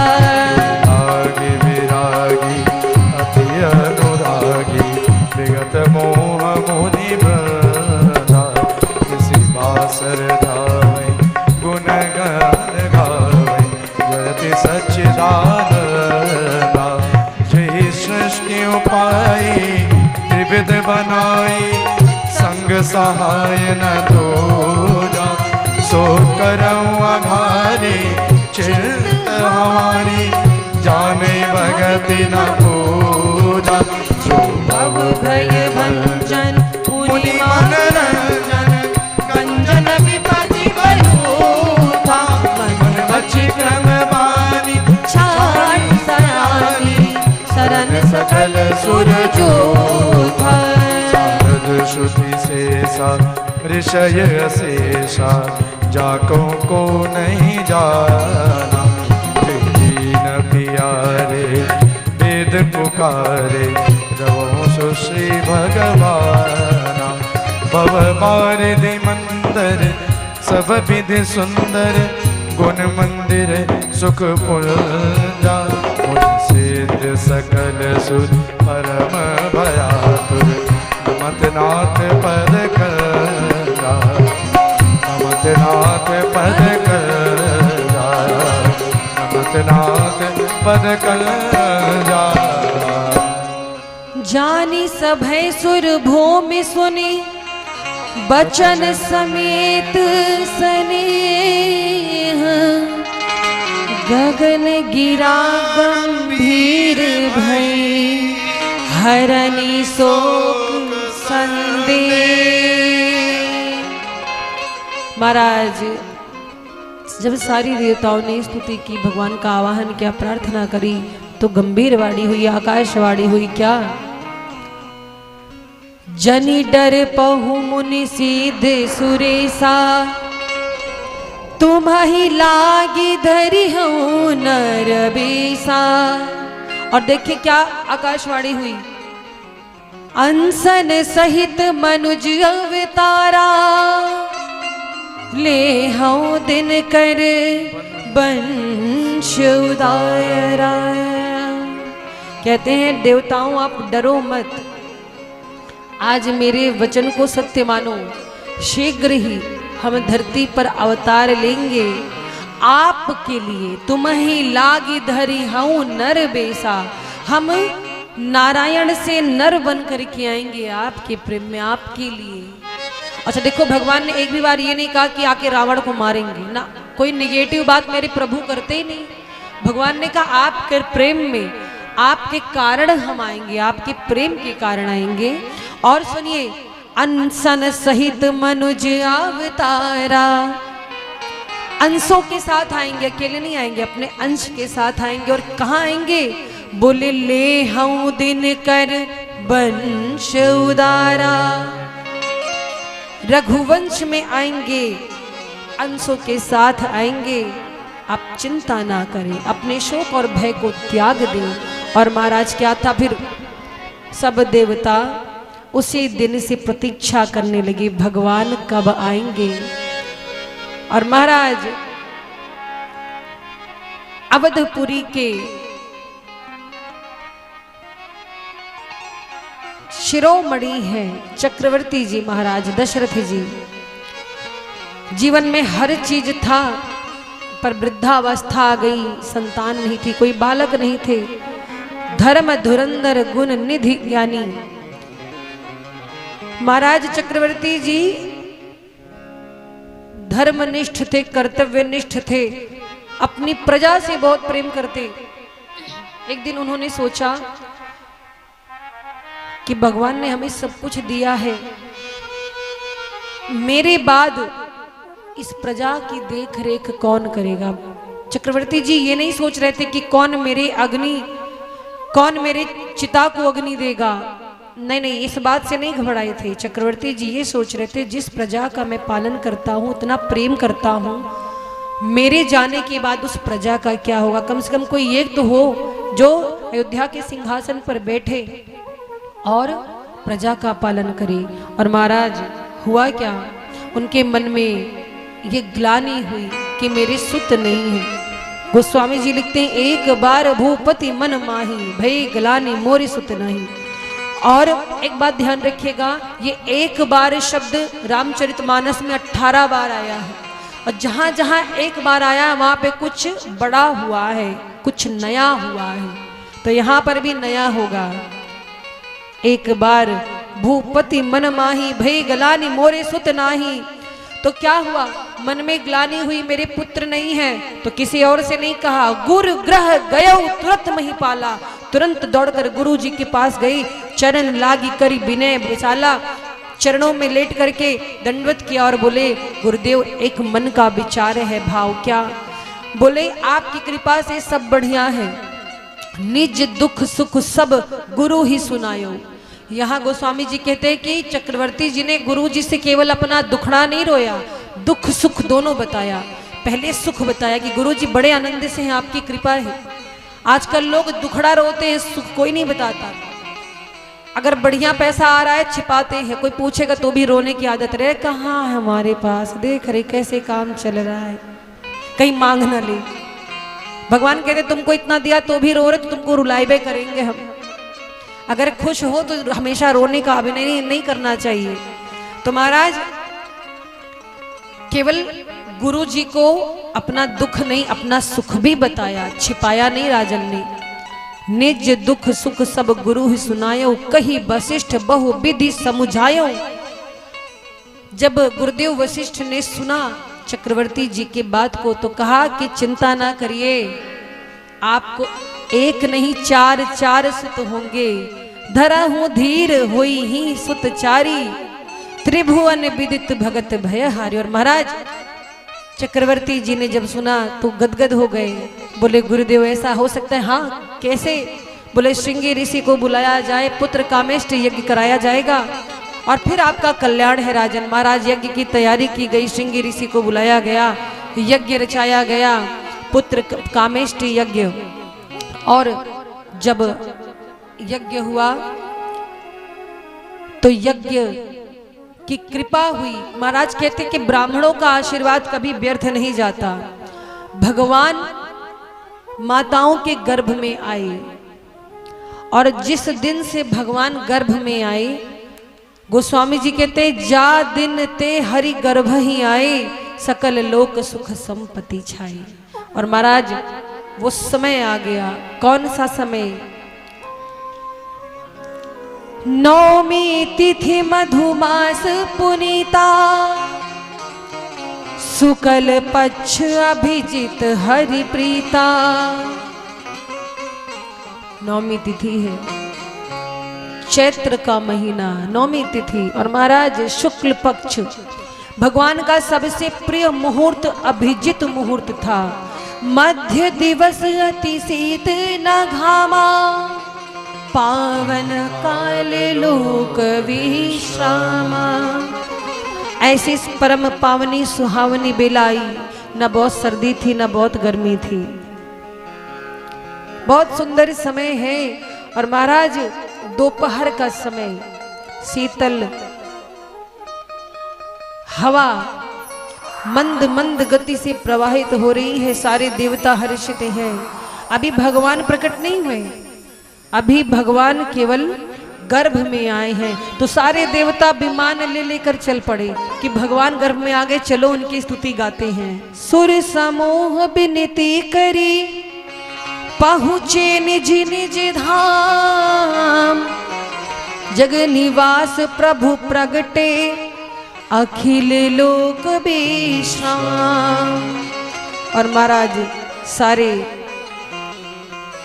देवता अपना अपना विमान लेकर के भगवान की स्तुति कर रहे हैं माता के गर्भ में ही।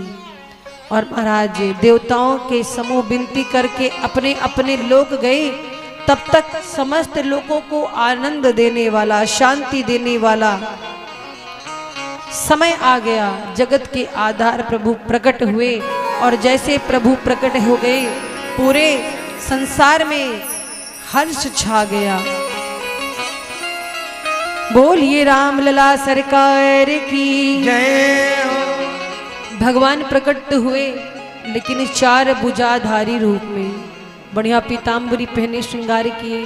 माँ कौशल्या ने देखा, बोला प्रभु आप तो बालक बनकर नहीं आए हैं, आप तो मेरे पिता ही बनकर आए हैं, बालक कैसे होते हैं? प्रभु बोले अच्छा हाँ, आप बालक बन जाइए, छोटे से शिशु बनिए और रोने की लीला कीजिए, और ये जो इतने आयुध आपके हाथों में है इसको हटाइए। भगवान ने कहा जो आ गया, और महाराज देखते ही देखते ठाकुर जी छोटे से बालक हो गए। भय प्रगट कृपाला दीन दयाला, कौशल्या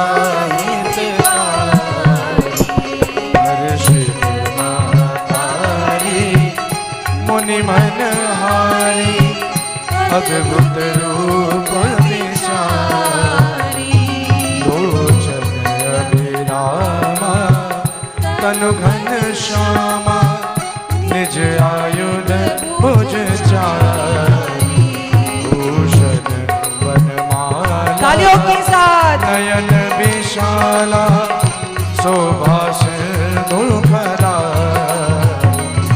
कहत कर जोरी, स्तुति तोरी, यह सु के विधि करो अनका, माया गुण ज्ञाना तीत अमाना, वेद पुराण बनका, करुणा सुख सागर, सब गुण आगर, जय गावई सुति समता, शोभित लागी जन अनुरागी, भयं प्रगट श्रीकर्ता, ब्रह्मांड निधाया, निर्मित माया, रोम रोम प्रतिवेद करे, मम उर सुवासी, यह उपहासी,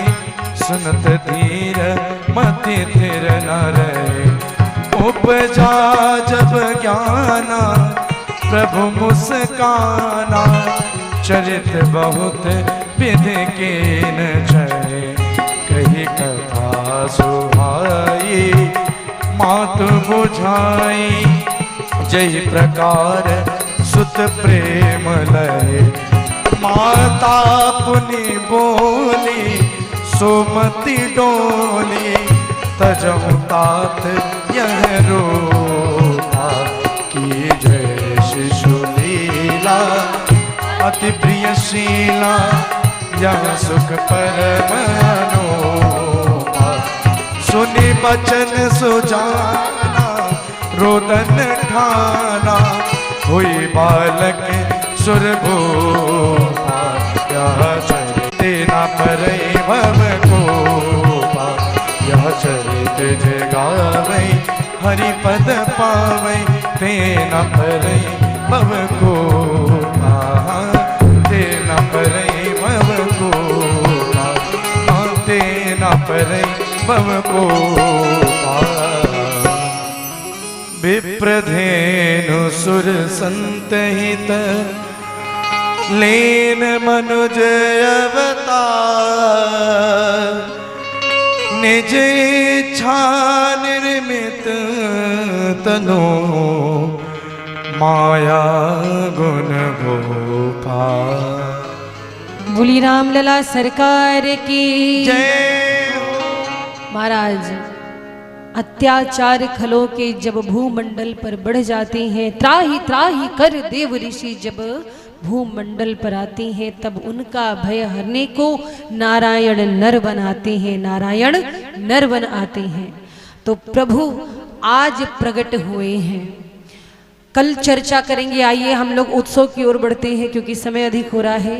कल पूरी चर्चा होगी कि किस प्रकार से प्रभु आए हैं, किस प्रकार से जब पुत्र कामेष्ट यज्ञ हुआ, पुत्रेष्ट यज्ञ हुआ, तो उसमें से अग्निदेव चरु लेकर के प्रकट हुए।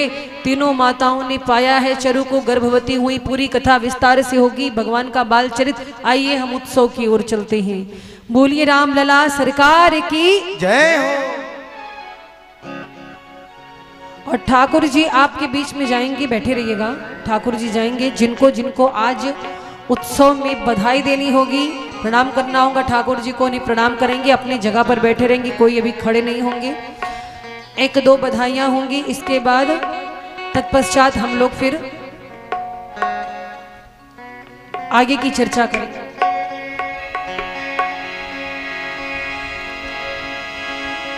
अभी यही लगाइए ना, इसके बाद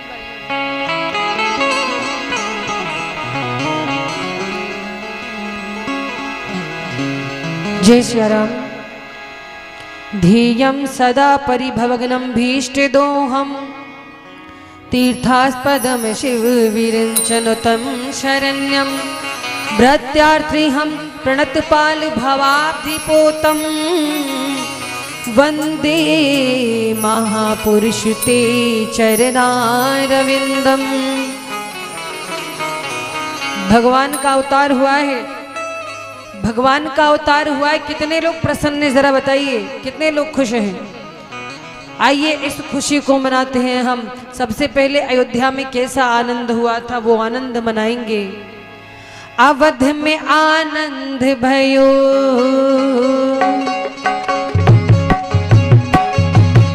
अवध में आनंद भयो, जय रघुवर लाल की। अवध में आनंद भयो, जय रघुवर लाल की। अवध में आनंद भयो, जय रघुवर लाल की। अवध में आनंद भयो, जय रघुवर लाल की। जय रघुवर लाल की जय हो कृपाल की। जय रघुवर लाल की जय हो कृपाल की। अवध में आनंद भयो, जय रघुवर लाल की। अवध में आनंद भयो, जय रघुवर लाल की। अवध में आनंद भयो। बड़े भाव से तालियों की सेवा करते गए। जय हो।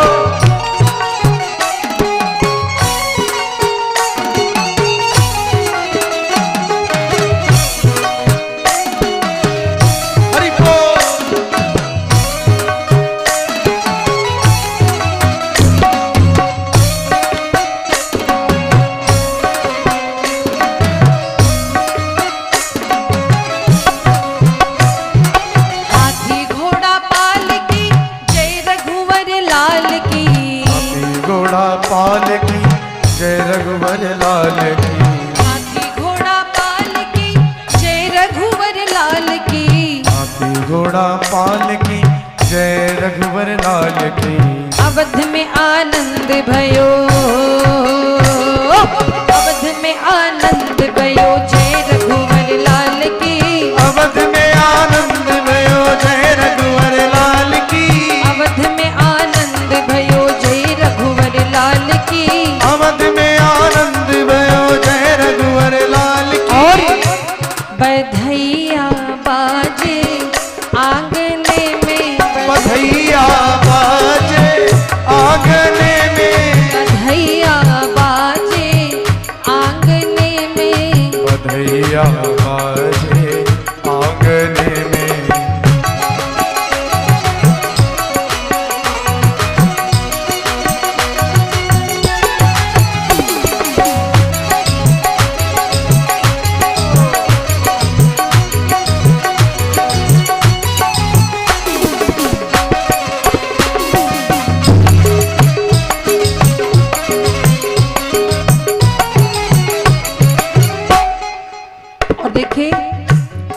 यजमान जी, हमारे मुख्य यजमान जी श्री ठाकुर जी को लेकर के आपके मध्य गए हैं। आप लोग यहाँ तक आएंगे तो बड़ा विलम्ब हो जाएगा, क्योंकि बीच में उठने से व्यवस्था गड़बड़ हो जाती है।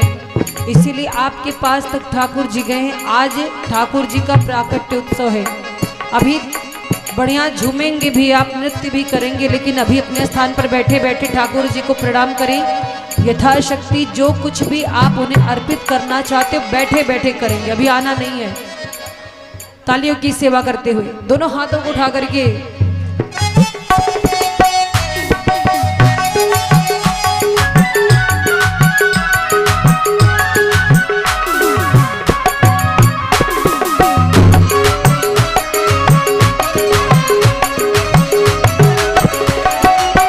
चंद्रमुखी मृग नैनी अवध के।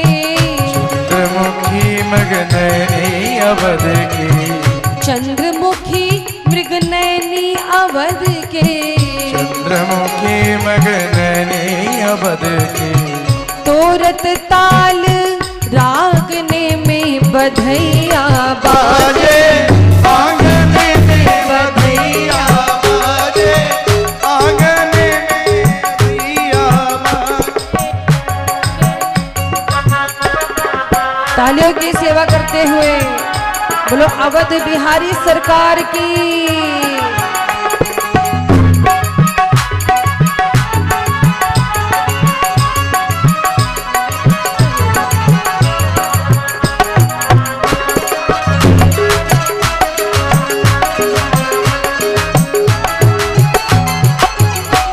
और प्रेम भरी प्रमदागिनी नाचे। प्रेम भरी प्रमदागन नाचे। प्रेम भरी प्रमदागिनी नाचे। प्रेम भरी प्रमदागन नाचे। नूपुर बांधे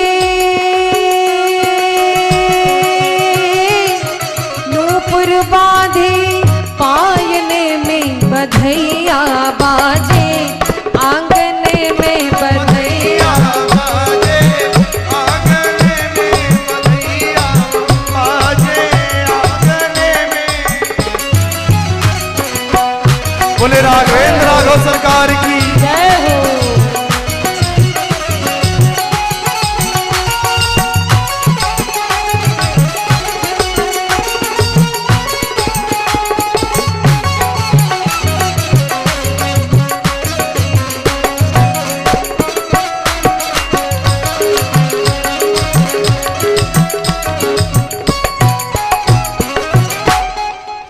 और आज ज्यादा बधाई नहीं, आज एक दो बधाई और होगी, कुछ बधाइयां कल भी होगी, क्योंकि उत्सव कल अयोध्या में होगा, अवध में उत्सव होगा।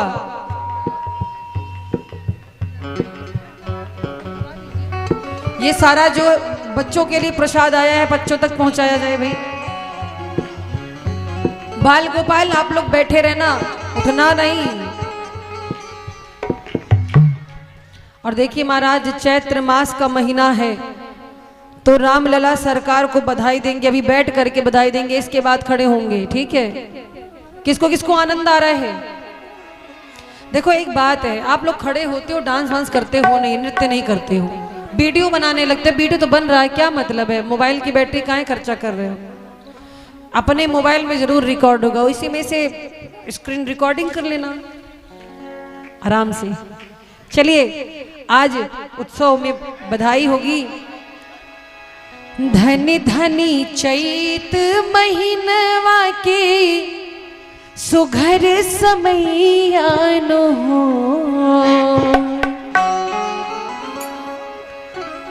अरे धनी धनी चैत महीनवा के सुघर समैयानो हो। केका केकाई बधाई अच्छी लागत है, हम अपने अवधि में बोल रहे हैं। ठीक लगे छो, अच्छा लग रहा है तो अच्छा लग रहा है तो डांस करना भाई। आज हमारे राम लला सरकार का प्राकट्य उत्सव है, ठीक है। अगर भगवान ने आपको नृत्य करने का तरीका दिया तो करना, और नहीं आता तो भी करना, ठीक है। आइए, कहते हैं कि जो ठाकुर जी के उत्सव में नृत्य करता है उसे 84 लाख योनियों में नाचने की जरूरत नहीं पड़ती। तो चलिए मिल करके बधाई गाते हैं। धनी धनी चैत महीनवा के सुघर समैयानो हो, धन चैत महीनवा के सुघर समैयानो हो। अरे धन धनी चैत महीनवा के सुघर समैयानो हो,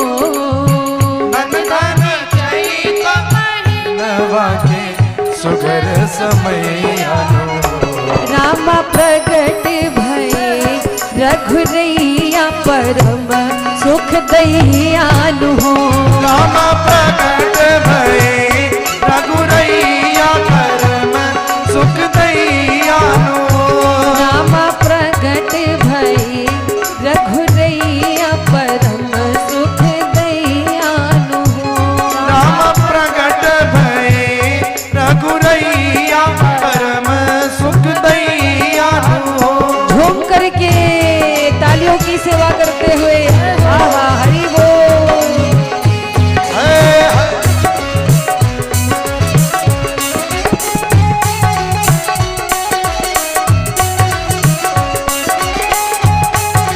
झूमते हुए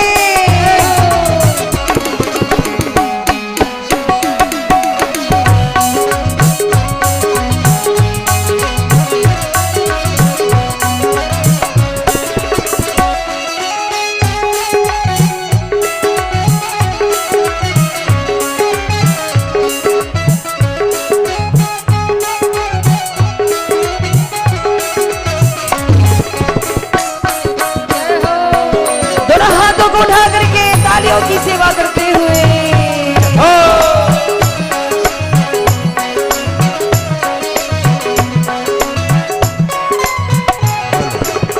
और सबसे पहले धन्य धन्य कौन है? कितनी सुंदर बात कही गई है। चक्रवर्ती जी माँ कौशल्या, जिनकी वजह से ये दिन देखना हो रहा है।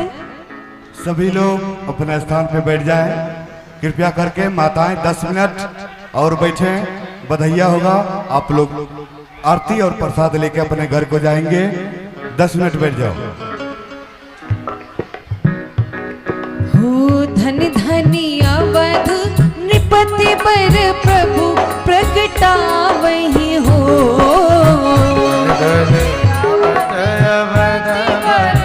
प्रभु प्रगटावहि हो।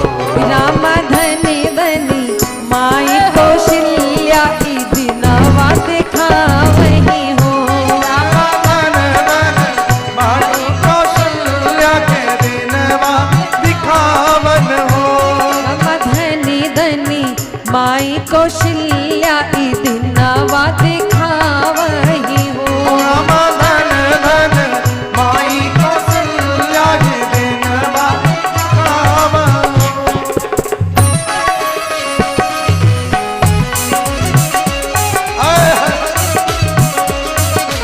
बड़े भाव से ताली की सेवा करते हुए जय हो।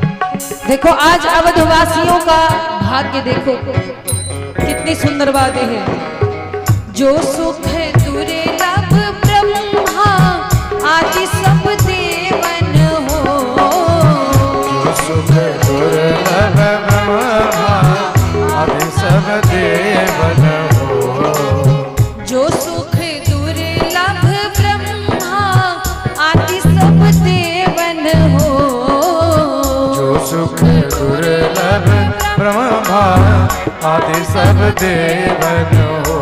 रामा अवध नगर के बसैया सहज ही में पावने हो। सभी लोग हाथ उठाकर ताली बजाएंगे।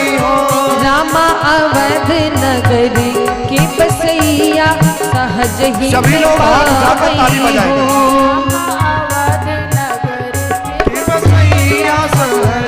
सुख पावनियों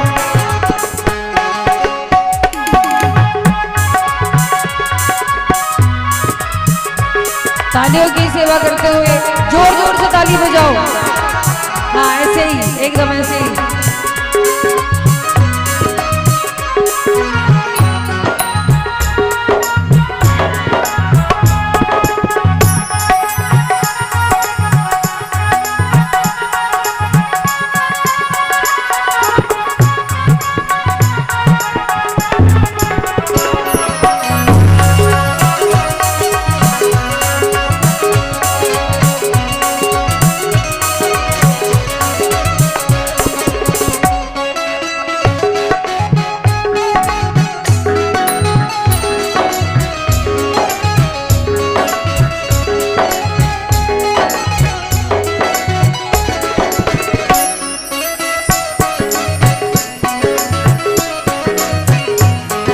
बोलो राम लला सरकार हो।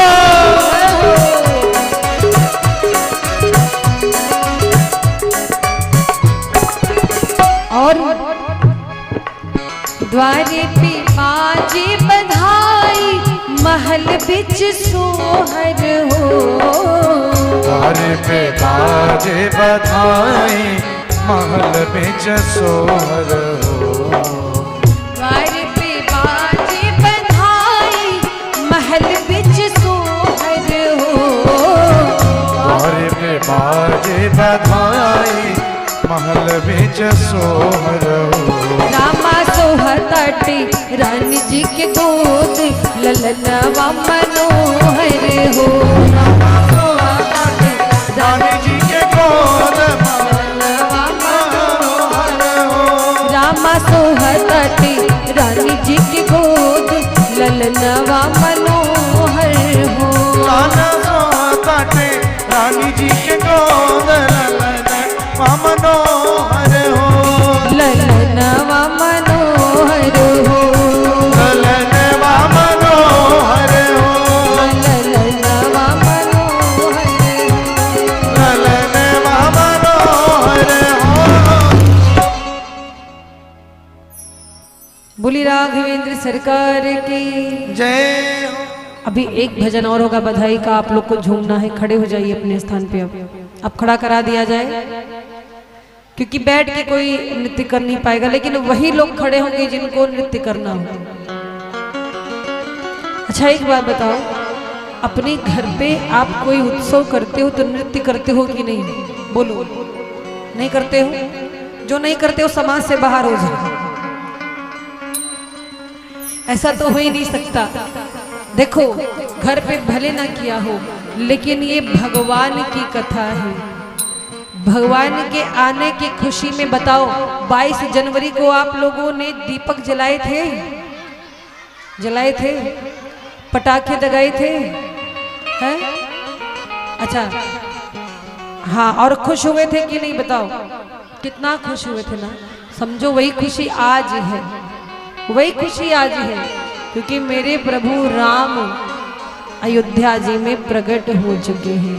आइए एक भजन और होगा, इसके बाद जैसी हरिच्छा, समय तो हो चुका है। और आइए झूम करके नाच करके, जिसको जैसा भी नाचना आता है, एक दूसरे को मत देखो। जिसको नाचना नहीं आता हम तरीका बताते हैं।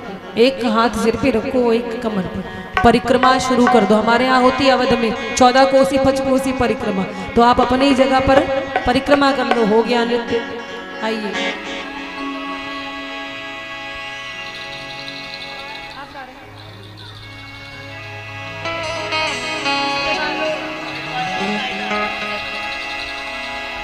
बोली राघवेंद्र सरकार की जय हो। बाजे ढोले नगाड़ा शहनैया बाजे रे।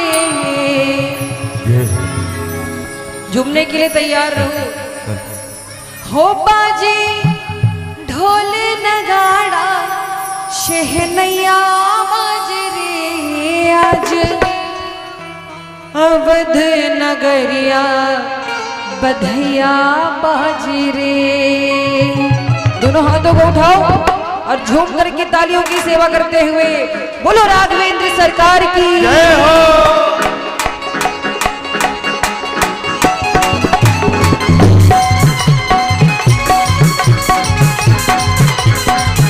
झूम करके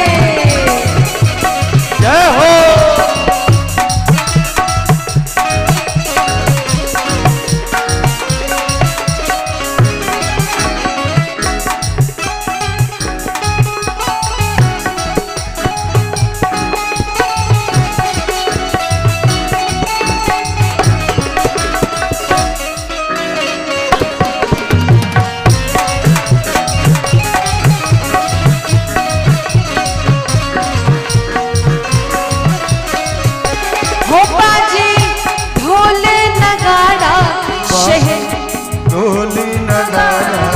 शहनैया बजरे। आज अवध नगरिया बधैया बाजे। आज अवध नगरिया बधैया बाजे।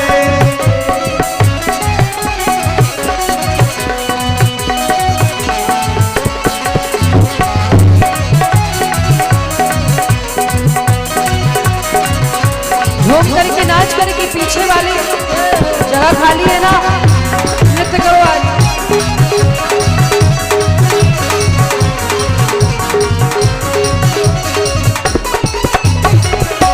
और कौन कौन नाच रहा है देखो, पीछे जगह पूरी खाली है। जगह खाली है तो आप वही नृत्य कर लो। दशरथ जी नाचते हैं, नाचती नो मैया।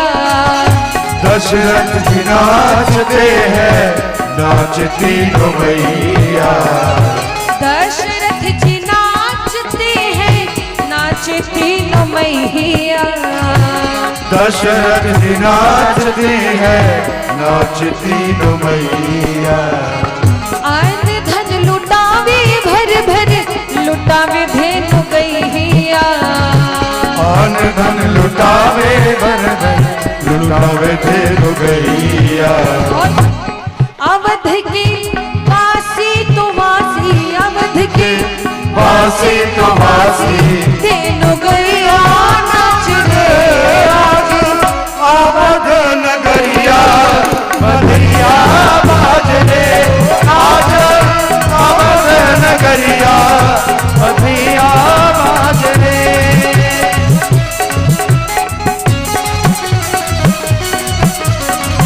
जोरदार आप लोग हाथ उठाकर ताली बजाओ। भगवान का प्रागट महोत्सव मनाने में आप लोग हाथ ताली बजाओ।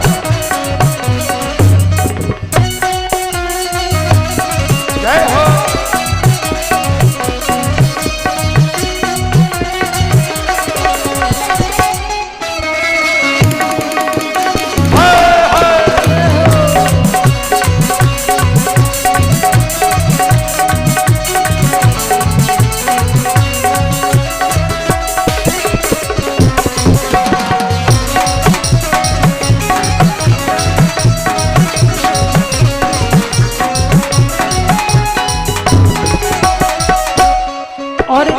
राजा दशरथ के द्वार पे बहुत से लोग आए हुए।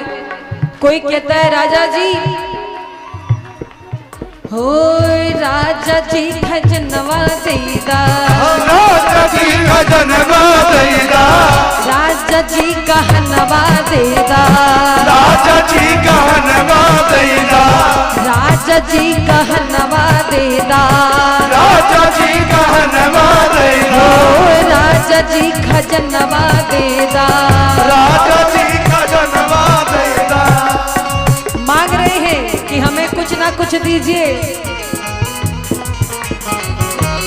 और झूम करके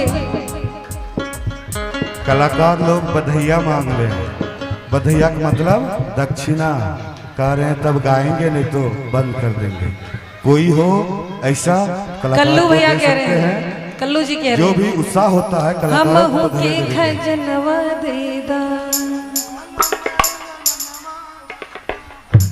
भाई आप लोग किसी को कुछ दो ना दो, लेकिन इन लोग को कुछ ना कुछ दे देना। दक्षिणा स्वरूप नहीं बजाएंगे नहीं, अभी तो आज तीसरा ही दिन है ना। राम जी के जन्म के समय भी यही गंधर्वगढ़ थे। एक बार जोरदार तालियां हो जाए और मिलकर के सभी।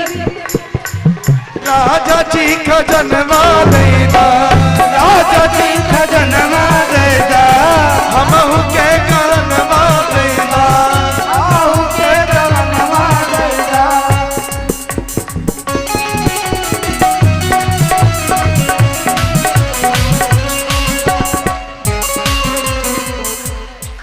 जो लोग भगवान के जन्मोत्सव पर नाचेंगे उसको 84 लाख जोड़ी में नहीं नाचना होगा, इसलिए जोर से नाचिए।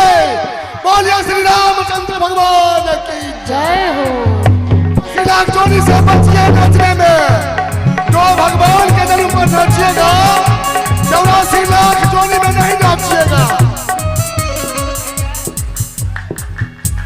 अब खूब मन लगा के बजाइए। मिला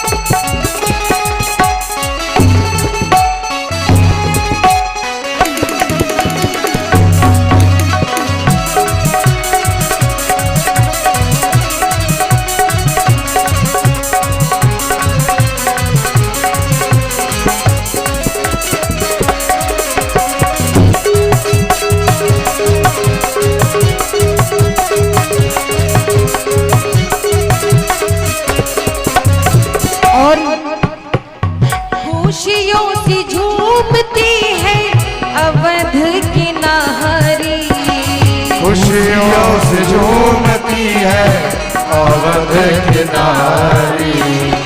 प्रगटी है चारों भैया अवध बिहारी। प्रगटे हैं चारों भैया अवध बिहारी। नाची धरती अंबर, नाची धरती अंबर, सरयू मैया नाच रे आज अवध नगरिया। बधैया बाज रे आज अवध नगरिया। बधैया बाज रे आज अवध नगरिया, बधैया बाज रे आज अवध नगरिया। बधैया बाज रे। बोलिए अयोध्या धाम की जय। समय अधिक हो गया है। आनंद तो भगवान का ऐसा है कि वो खत्म होने वाला नहीं, भगवान खुद ही परमानंद है। तो कल भी आनंद होगा, कल भी बधाई होगी। अभी और बधैया होगा, लेकिन और? अब व्यास जी गाएंगे। जो वहाँ बैठे हैं वो व्यास जी एक दो बधैया सुनाएंगे। ऐसा सुनाइए लगे कि अयोध्या में है। लेकिन हमारे एक भक्त, शर्त है, क्योंकि रामचरितमानस में 3 नगर है। 3 नगर में अयोध्या, मिथिला, लंका। आज ये अयोध्या है, कल मिथिला होगा कथा के माध्यम से, और आगे भी व्यास जी करेंगे। आइए बधाई आपने कही है, लेकिन बधाई गाई जा रही है तो झूमना भी है, सबको ताली बजाना है। आप लोगों ने कहा इसलिए गा रहे है ना। एक बार जोरदार तालियां हो जाए रामलला सरकार के लिए। और आइए झूमकर। आई बाहर हंसते हंसते आया सांवला सरकार हंसते हंसते। जय हो जोरदार हाथ उठा के आनंद लो, क्योंकि फिर आनंद नहीं मिलेगा।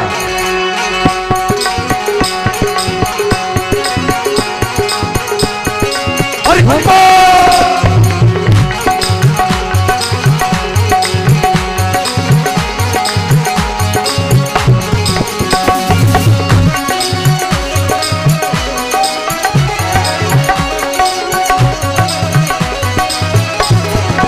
आई बाहर हंसते हंसते आया, आई बाहर हंसते हंसते आया, सांवला सरकार हंसते हंसते। ओ आई बाहर हंसते हंसते आया, सांवला सरकार हंसते हंसते। आई बाहर हंसते हंसते आया, सांवला सरकार हंसते हंसते। आई बाहर हंसते हंसते आया, सांवला सरकार हंसते हंसते। परम अनूप आया, त्रिभुवन का भूप आया, परम अनूप आया, त्रिभुवन का भूप आया। और आया कौन है? ऐसे नहीं, दोनों हाथ ऊपर खोल के, हाँ ये बात। हो रघुवर सरदार हंसते हंसते आया, आया हंसते हंसते। ओ आई बाहर हंसते हंसते आया, सांवला सरकार हंसते हंसते।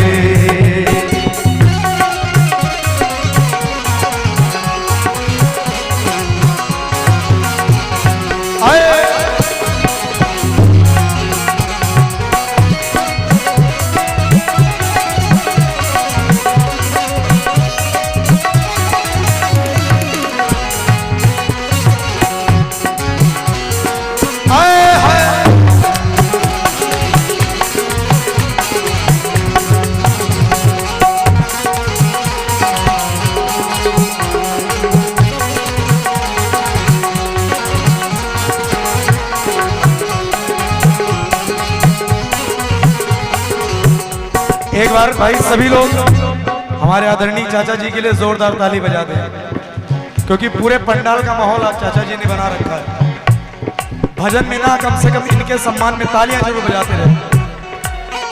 ओ नाथों का नाथ आया, करने सा नाथ आया, नाथों का नाथ आया, करने सा नाथ आया, नाथों का नाथ आया, करने सा नाथ आया, नाथों का नाथ आया, करने सा नाथ आया। सृष्टि सुधार हंसते हंसते आया, सृष्टि सुधार हंसते हंसते आया, सांवला सरकार हंसते हंसते। ओ आई बाहर हंसते हंसते आया, सांवला सरकार हंसते हंसते।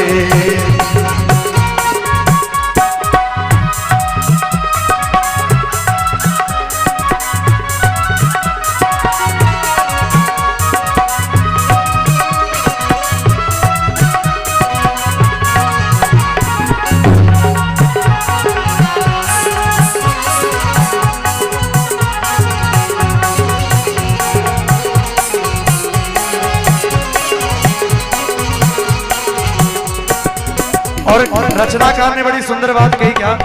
प्रगटे अवध में आके कौशल्या लाल कहा के, प्रगटे अवध में कौशल्या के लाल कहा के, प्रगटे अवध में आके कौशल्या के लाल कहा के। दशरथ कुमार हंसते हंसते आया, दशरथ कुमार हंसते हंसते आया, और सांवला सरकार हंसते हंसते।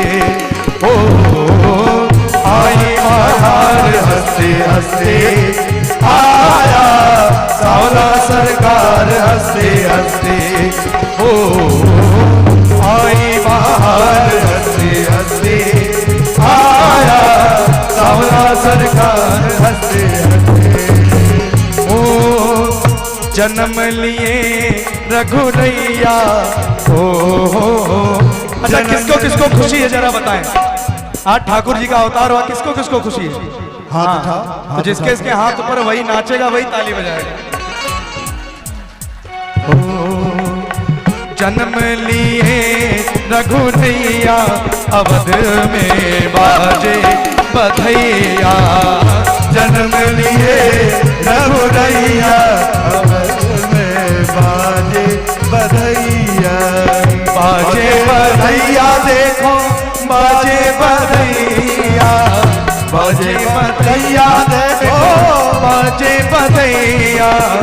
जन्मे है जन्मे है जन्मे है श्री रघुरैया अवध में बाजे बधैया। जन्म लिए रघुरैया अवध में बाजे बधैया।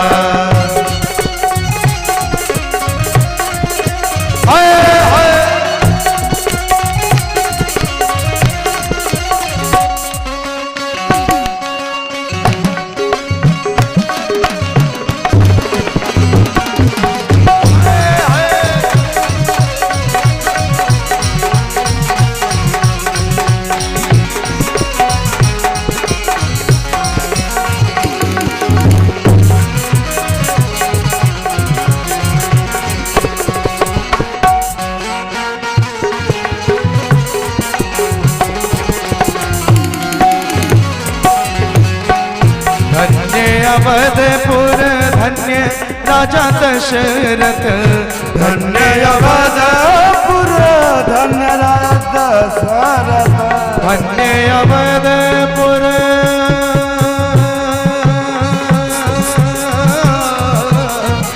धन्य अवधपुर धन्य राजा दशरथ।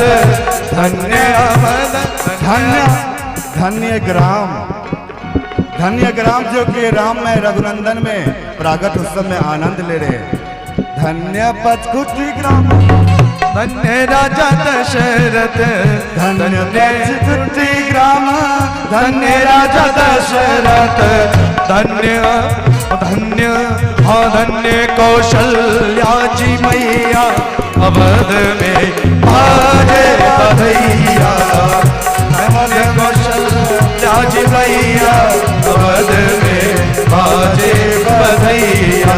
अवध में बाजे बधैया, अवध में बाजे बधैया।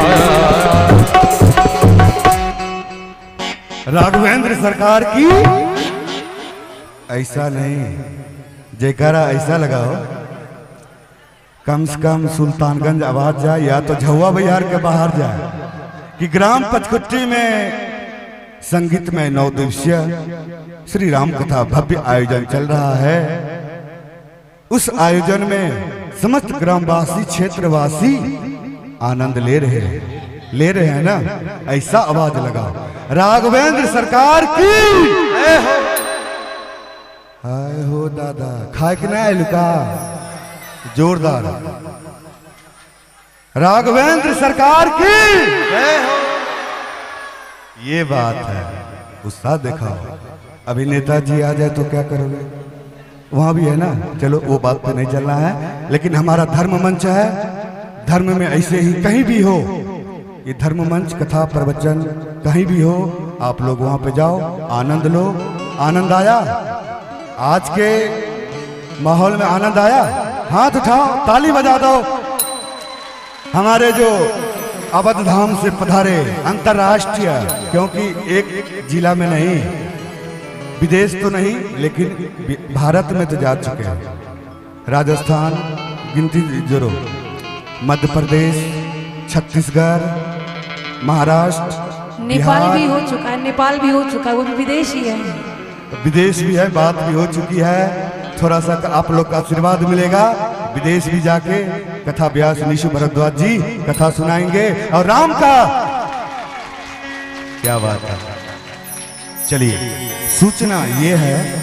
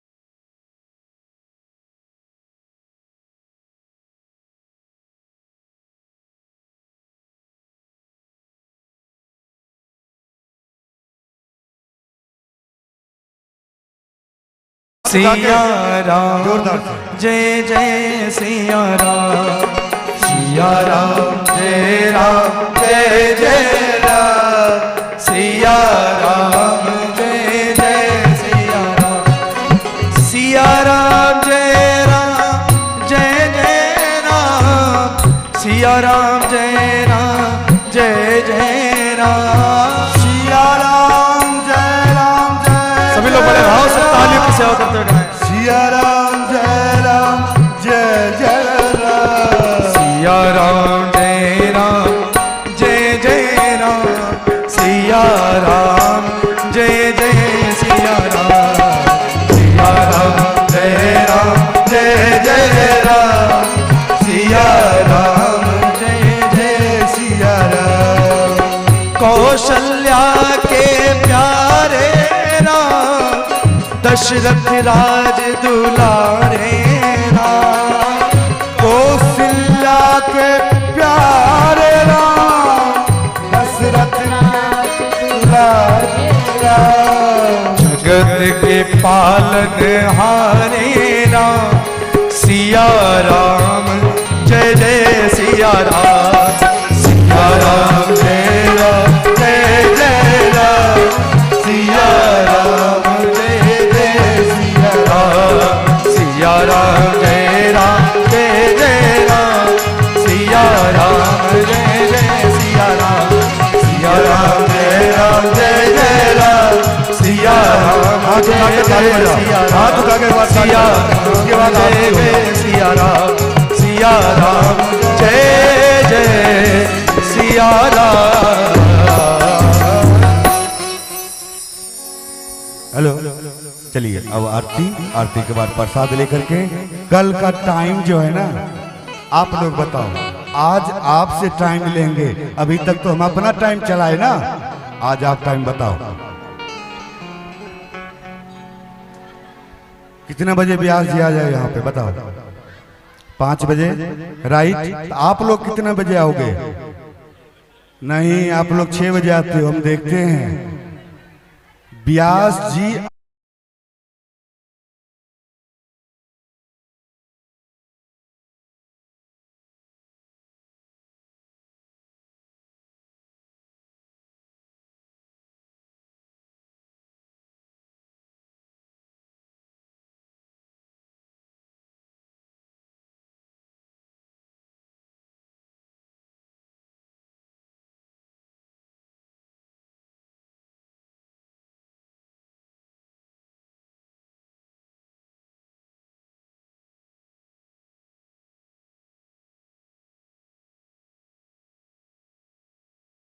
आप बड़े सौभाग्य हैं, ये जो राम कथा में आप भाग लिए हैं, उसके साथ आपको भी हम प्रणाम करते हैं, क्योंकि इस कथा को आपने अपने अंदर लिए हैं। जय श्री राम।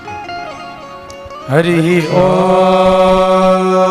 अग्निर्ज्योतिर्ज्योतिरग्ने सवा सूर्यो ज्योतिर्ज्योति सूर्य सवा अग्निर्वर्जो ज्योतिर्वर्जा सवा सूर्यो वर्जो ज्योतिर्वर्जा सवा ज्योति सूर्यो ज्योति सवा। अपना राम जी के आरती उतारा है सखी, अपना राम जी के आरती उतारा है सखी, उतारा है सखी, तन मन मारा है सखी, उतारा है सखी, तन मन मारो है सखी, अपना राम जी के आरती उतारो है सखी, अपना राम जी के आरती उतारो है सखी, रघुनंदन जी के आरती उतारो है सखी। के कर बबुआ राम, के कर बबुआ लक्ष्मण, के कर बबुआ राम, के कर बबुआ लक्ष्मण, के कर बबुआ लक्ष्मण, के कर बबुआ शत्रुघ्न, के कर बबुआ लक्ष्मण, के कर बबुआ शत्रुघ्न, के करा के भरत भुआल है सखी, हो ककरा के भरत भुआल सखी।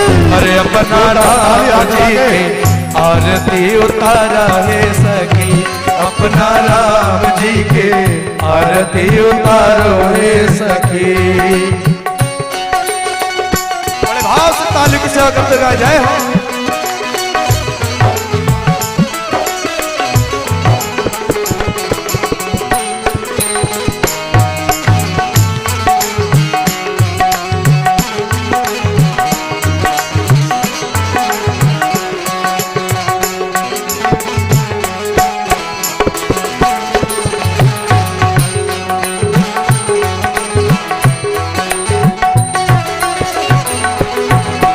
कौशल्या के राम सुमित्रा जी के लक्ष्मण, कौशल्या के राम सुमित्रा जी के लक्ष्मण, सुमित्रा जी के लक्ष्मण, सुमित्रा जी के शत्रुघ्न, सुमित्रा जी के लक्ष्मण, सुमित्रा जी के लक्ष्मण। आहे कैकेयी के भरत भुआल सखी, आहे कैकेयी के भरत भुआल सखी। अरे अपना राम जी के आरती उतारा है सखी, अपना राम जी के आरती उतारो है सखी। चारों ललना के आरती उतारो है सखी। जय हो। बोले राम लला सरकार की।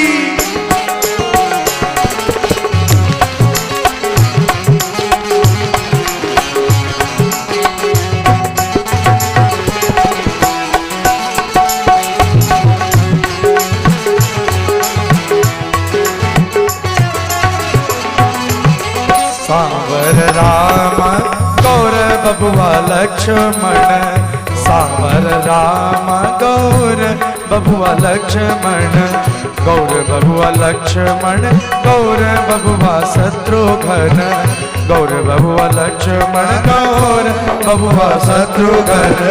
सांवर भरत भुआल सखी, आओ सांवर भरत भुआल सखी।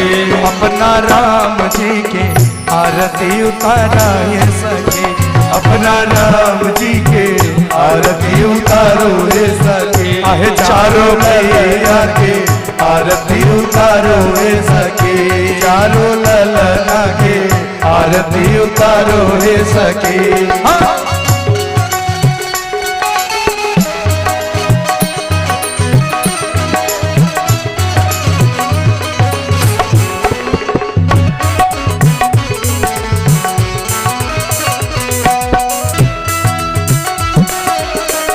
जय हो।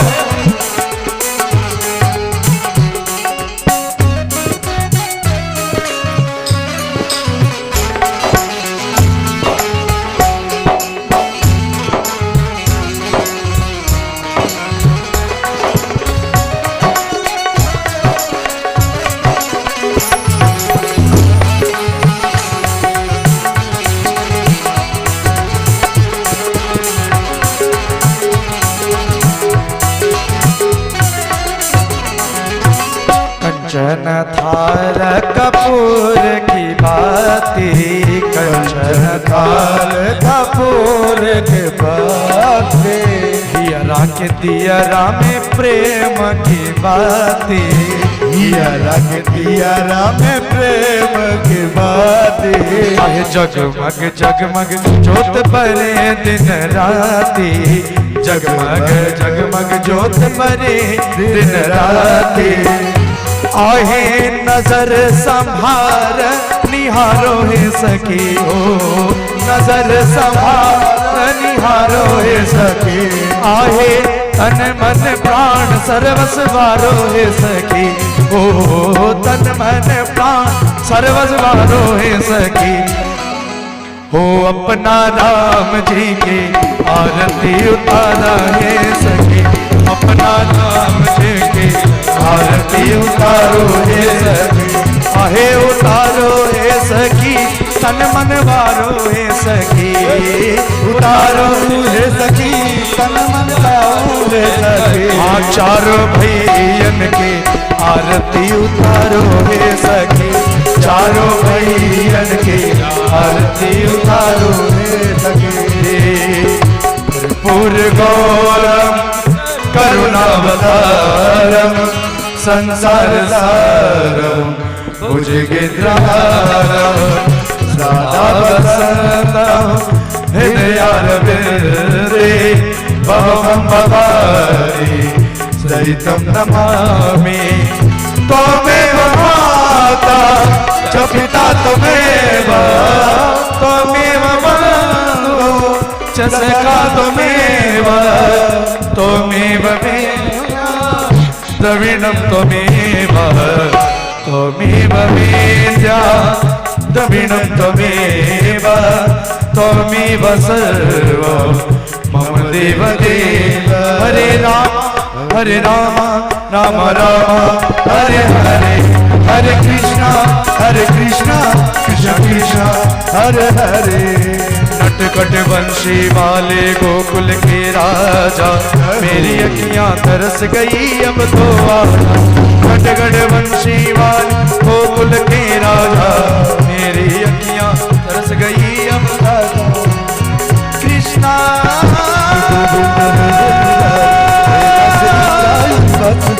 हरे कृष्णा हरे हरे।